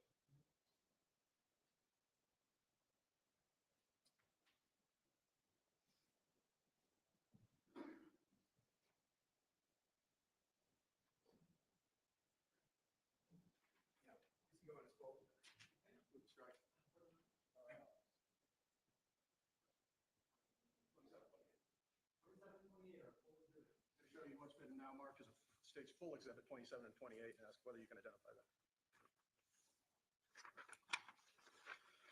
So these look like copies of the drawings that I asked Mr. Levesque to draw when the first shot went off and then the second round of shots that went off. And so you've labeled these first and second. Is that what you mean by first round of shots, second round of shots? They're labeled first and second. That might be his handwriting. I might have asked him to label it. That's right. Yes. And so can you just, for the record, state to the jury where Mr. Levesque claimed he was standing, to describe it by other aspects of the drawing, during the second round, and where he claimed I was standing?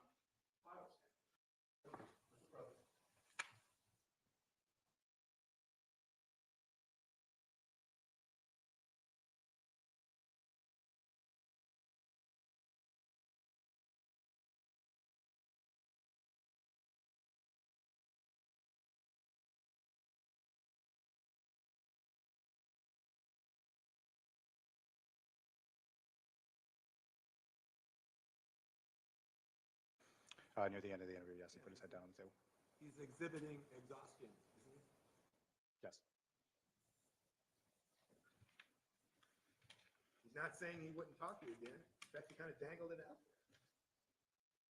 Yes, I indicated that he could reapproach us and talk to us again. If he's tired, this might be the only opportunity that we have to speak with him. Once this hits the news, once he's arraigned, once he has an attorney, there's a very low likelihood that we're ever going to get another chance to speak with him. So yes, I did speak with him. I know you did. And again, he made no invitations afterwards. Again, it was said right there, the line you had me read, that this wasn't the be-all end-all. If he would like to speak with us again, certainly we can reapproach. Or if you would like to speak with him. If there's other questions, yes, that we had. And again, you didn't ever send out that invitation. I did not know.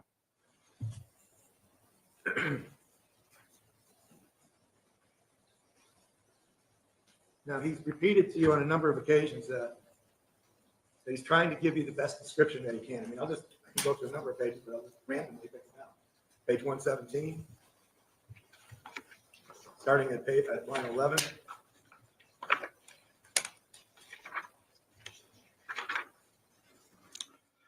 So Mr. Levesque says, yeah, I've been completely honest with you about the whole thing to the best of my knowledge, to the best of what I can remember. That being said, I don't remember correctly, or I'm not giving the right account of it, but it's hard to try and give the best description of it if, you know what I mean? Like, to break it down slowly like we did. Right. And you said, yeah, like I said, he says, I'm being completely honest with you.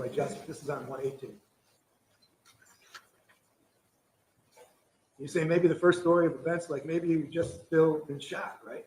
Yes, again, it's offering that save face opportunity, that maybe he wasn't telling the truth the first time, but here's your opportunity to tell us what had happened. Well, maybe the truth is a little hard, don't you think, detective? Maybe he wasn't being completely accurate because he was exhausted too. Tiredness could certainly have an impact, yes. And in fact, you told him, so you weren't trying to mislead us or lie to us or anything like that. And Levesque shakes his head no.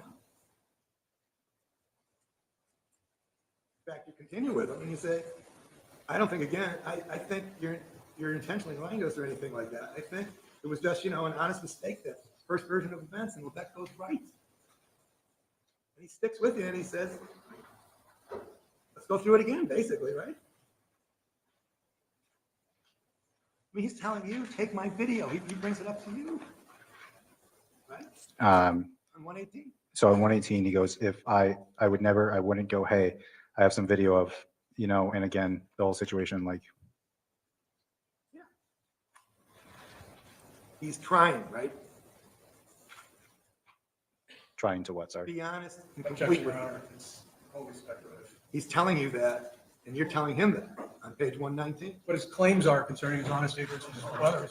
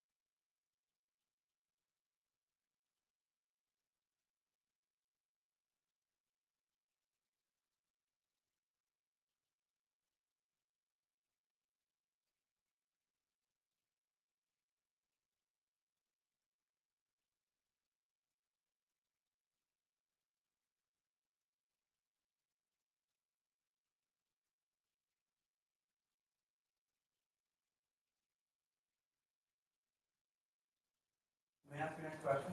You told him that the most important thing in his life was his daughter, right? Something to that effect, yes. And he agreed, right? Yes. And this is the same daughter that he had articulated concerns about during this whole interaction. Yes. Same one he picked up that evening, and the same one that was in the cab while they were being approached by KYAL Violette. Yes, while he was being approached by KYAL Violette, she was in the vehicle, yes.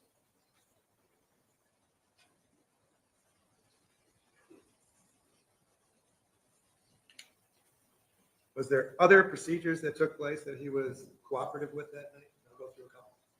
Fingerprinting?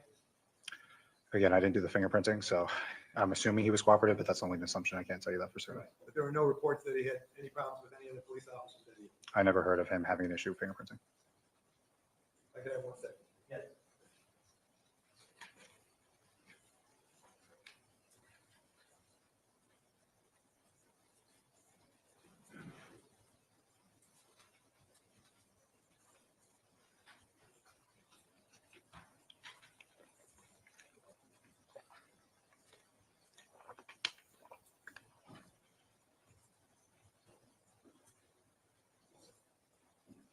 Thank you.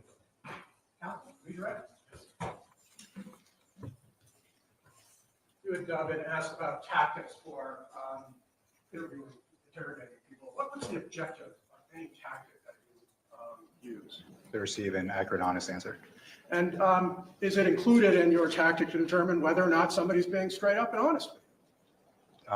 There's definitely some consideration. You're interpreting what they say and trying to determine whether they're being honest, yes. Well, let me put it this way. Would you lay out all the evidence in an investigation before you ask somebody questions about their claims concerning events? No, it's actually better to let people continually tell a lie.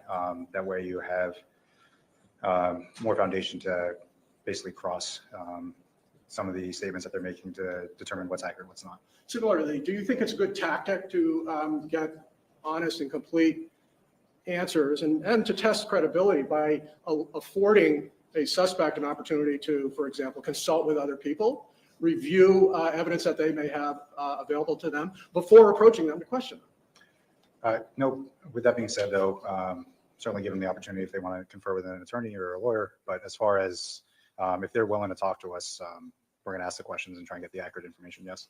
And in fact, we'd referred to Miranda. Did you give them an opportunity to consult with a lawyer before talking to you?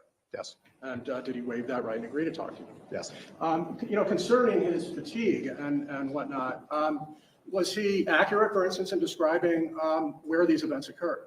yes, Was he accurate in describing what he was doing, his activity prior to these events? yes, Was he accurate in describing certain very specific details, like Kyle putting on a hoodie that was green or camo walking out of his driveway? yes, And was he accurate in terms of disclosing to you how many rounds he shot into Kyle Violette's body? he was accurate on how many shots he fired. There were some other things, though. Attorney Sisti asked you about a section where you're saying, I believe you're not lying to me. Were you sharing your opinion about his credibility with him, or was that a tactic? Again, it's a tactic. My opinions on the matter are kind of irrelevant. We're trying to figure out, the truth of the matter. So giving him, again, outs, giving him some belief that we're believing what he's saying is another tactic, basically, that you can use. And that point at about 151 in the transcript where Attorney Sisti was asking you questions where you're sharing, I don't think you were trying to lie to us. Is that after you had disclosed that you actually had seen and obtained a video of this scene? I believe that was after we referenced the video. I'd have to see what page I talked to the, 1 second.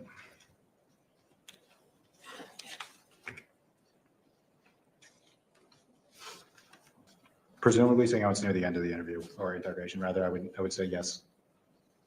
Can you take a look at approximately 99, line 24, where it appears to be the first time you actually call him out. Say, would it surprise you that you're actually moving towards him after he claimed that he wasn't? Yeah, so I asked, would it surprise you if you had moved towards him? And he asked, would it surprise me? And I responded, yeah. And he goes, and then I go, or to your recollection, you were pretty stationary with your feet. And Mr. Levesque responds, I don't believe I did. And at that point, when you say, would it surprise you that you're actually moving towards you, is it at that point about that you had an opportunity to review the first video? Yes, I would have had, let me see when the break was.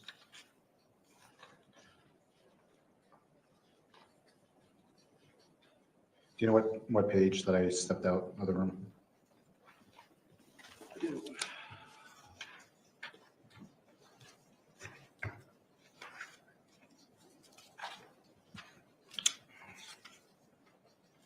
Context.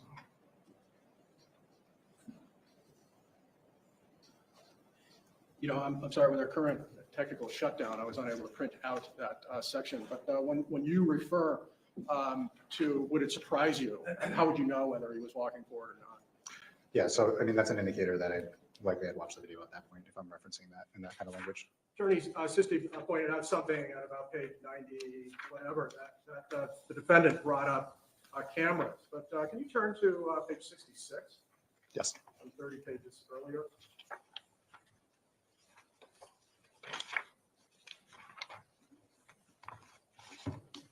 Page 66, line 18. Is that you asking, do you have any cameras that can cover any of the interaction tonight? Yes. Is that you bringing up potential video footage of this evening in the first instance? Yes. Let's talk then about some of the details that came up here. The Attorney Sisti had suggested, frankly, that Mr. Levesque didn't have any idea what was going on when the victim Kyle approached. Can I direct your attention to page 18, line 8?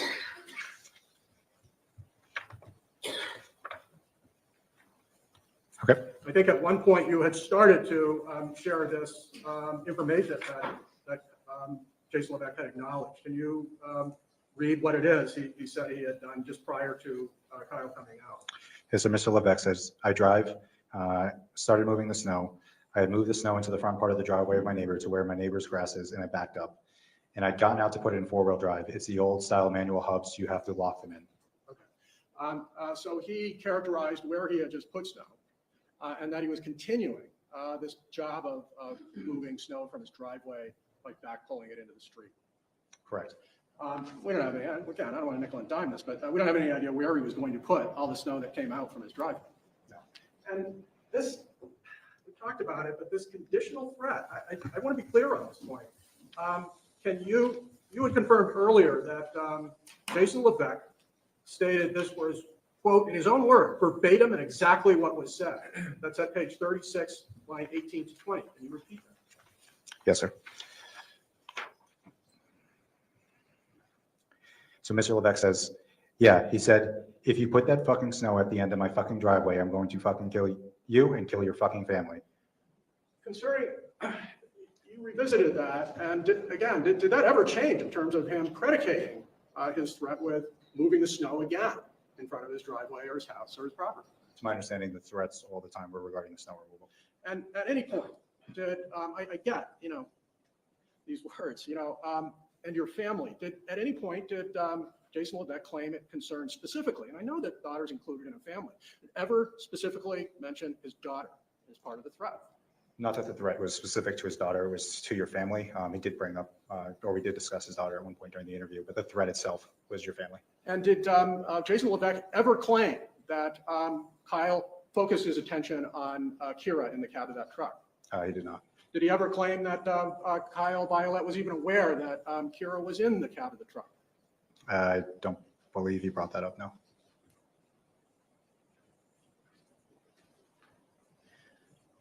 This description of him being nose to nose and making this threat hit his face, and he was overwhelmed. Is that the point that Jason Levesque shot Kyle Violette?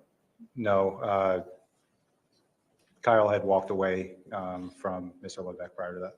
And after he walked away, page 43, line 16, can you share with us how Mr. Levesque characterized the continuing, conversation? Mr. Levesque says, I don't know if he repeated it again before he started walking off. And then for some reason, he stopped and turned around and said, you don't fucking believe me? And he came back at me again. And his claim about how far Mr. Violette came, does he share that? Is that where he's saying he's within 3 to 5 feet from him?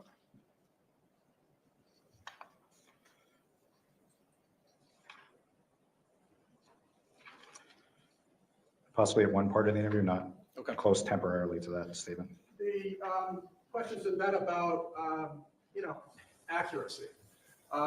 We had already talked on our first direct that he had claimed he shot him, didn't know whether he hit him the first time because he only flinched.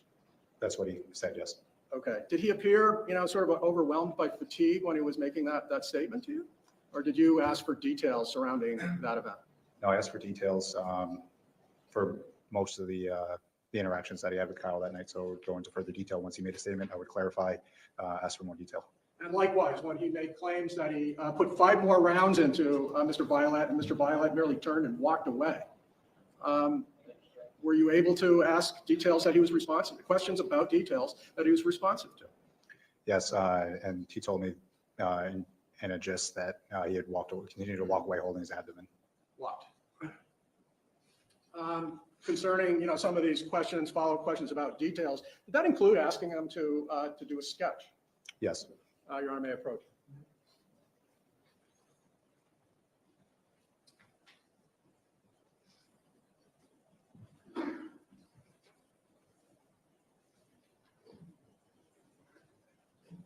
Yeah, you can go on his phone. With the strike.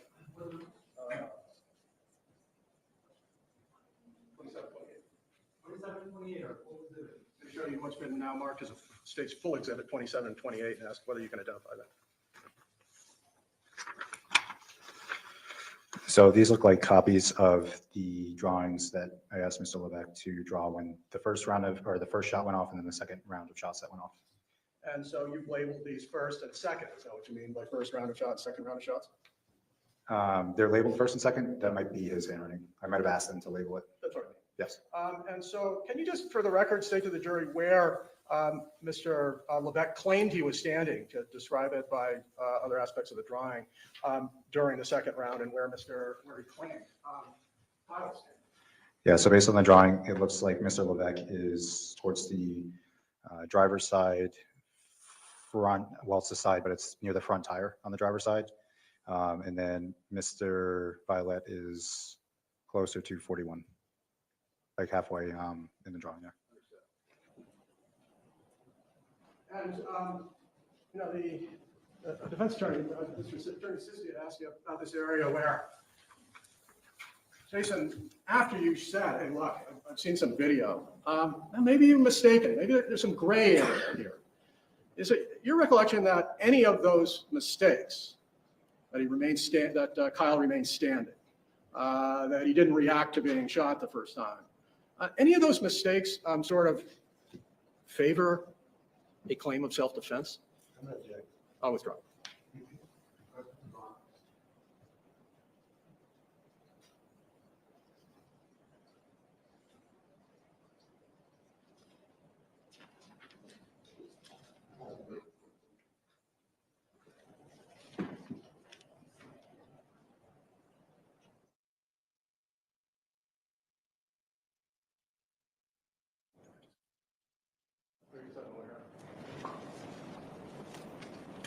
Sir, those are my questions. I appreciate it.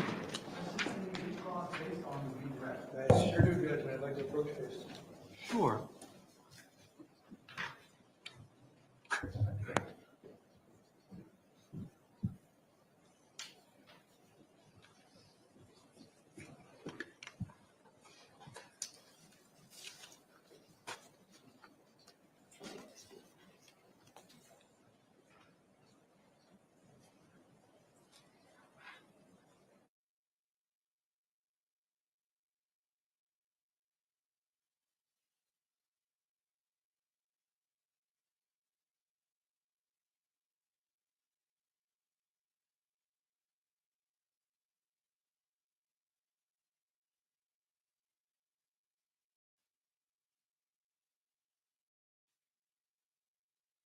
To page 25.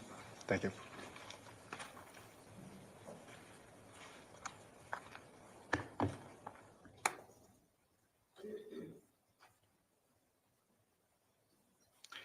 Yes. Right, and that's why you knew to ask him about cameras, see page 66, right?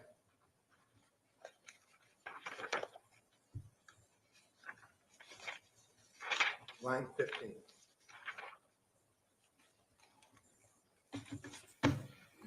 Yes, I asked him about the outside cameras. Yes, you asked him. You mentioned from the prior event from 2 months ago, there were cameras. Right? Yes. Okay, so you didn't come up with this request out of thin air. He already gave up that he had video cameras much earlier on in this interview. Yes. Now, would you agree with me that Jason was accurate when he claimed that Violette initiated the contact on April 4th? He's the one that walked across the driveway yelling out to Jason, yes. Yes, that's a yes. And would you agree with me that Violette stuck his face into Jason's face? I would agree with you that he got very close to him based on the video that I saw, yes. Would you agree with me that Violette appeared to be agitated? Yes. Would you agree with me that Jason said that after the event, he parked the truck, stayed there and waited for police response? Yes. Would you agree with me that he left the firearm and he left it safe on the dashboard of the truck? I would agree with you that he left the firearm in the truck. Now, he never told you that he was able to specifically count the number of rounds that came out of the firearm.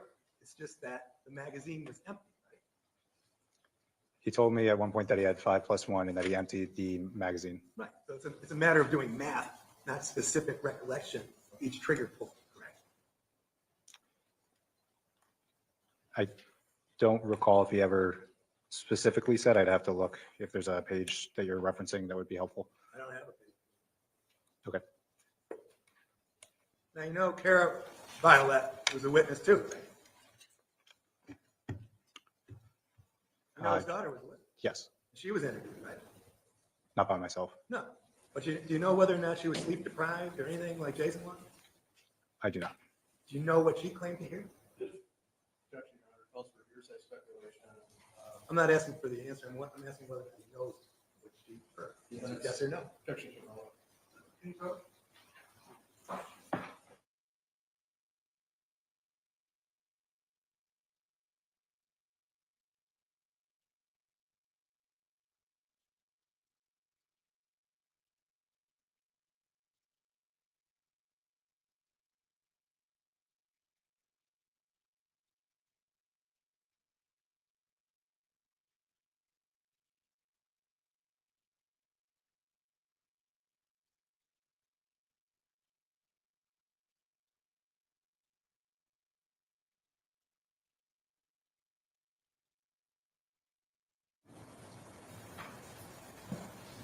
You do understand that Kara is the witness as well, correct? Yes. And again, you never approached her and interviewed her? I'm just asking whether he did. And I looked at your entire transcript. Did you ask Jason if there were any other threats that night? Any other threats, other than the ones that he had related? I don't recall. Did you ask him, instead of speculating about the snow, did you ask him where he was going to plow the snow? He had brought up, as far as the initial where he moved snow, as far as he said he was going to back drag the driveway. I didn't ask him where that snow was going to go, no. No, but wasn't that a big subject of contention, that the snow was going to go over to Violette's driveway? That's the initial reason why Violet came out. And that's a question you never even asked Jason, as to where he was going to plow the snow. That doesn't necessarily change as far as Sir, sir. No, he can't. He's not being responsive. Allow him to answer the question. So if the judge is overruled, you can answer the question. Answer the question. Can you ask the question? Was, did you ever ask him where the snow was going to go? Correct? Correct. Yes, no. No. Thank you. Anything further? Just very briefly.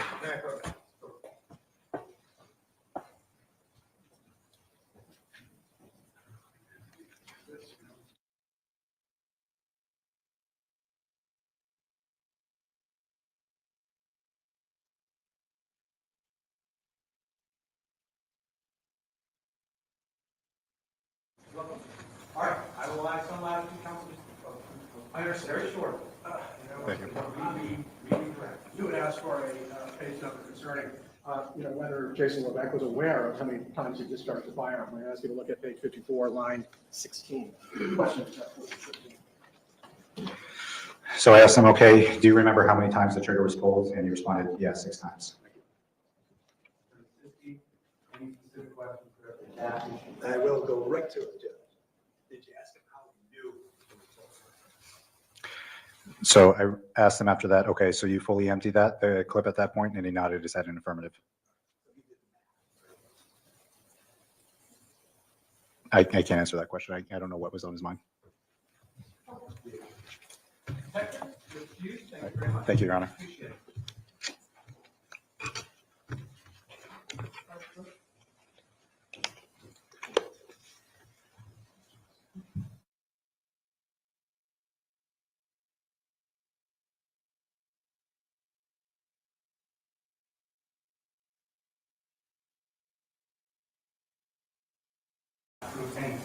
Given that it's 4:05 at this point, I think we're going to end for the evening. So we'll leave you in a bit of suspense, and then we'll see.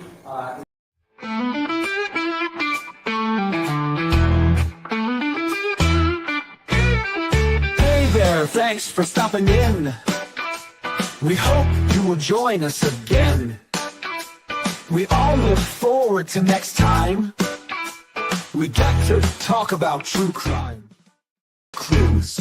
Justice served in an honest fight. True crime tales till the verdict's right. Solving more than just trivial quests, where sentences rule and the defense rests. Our true crime family is great. All types of topics we debate. Smash that like and ring that bell. Hit subscribe, you might as well.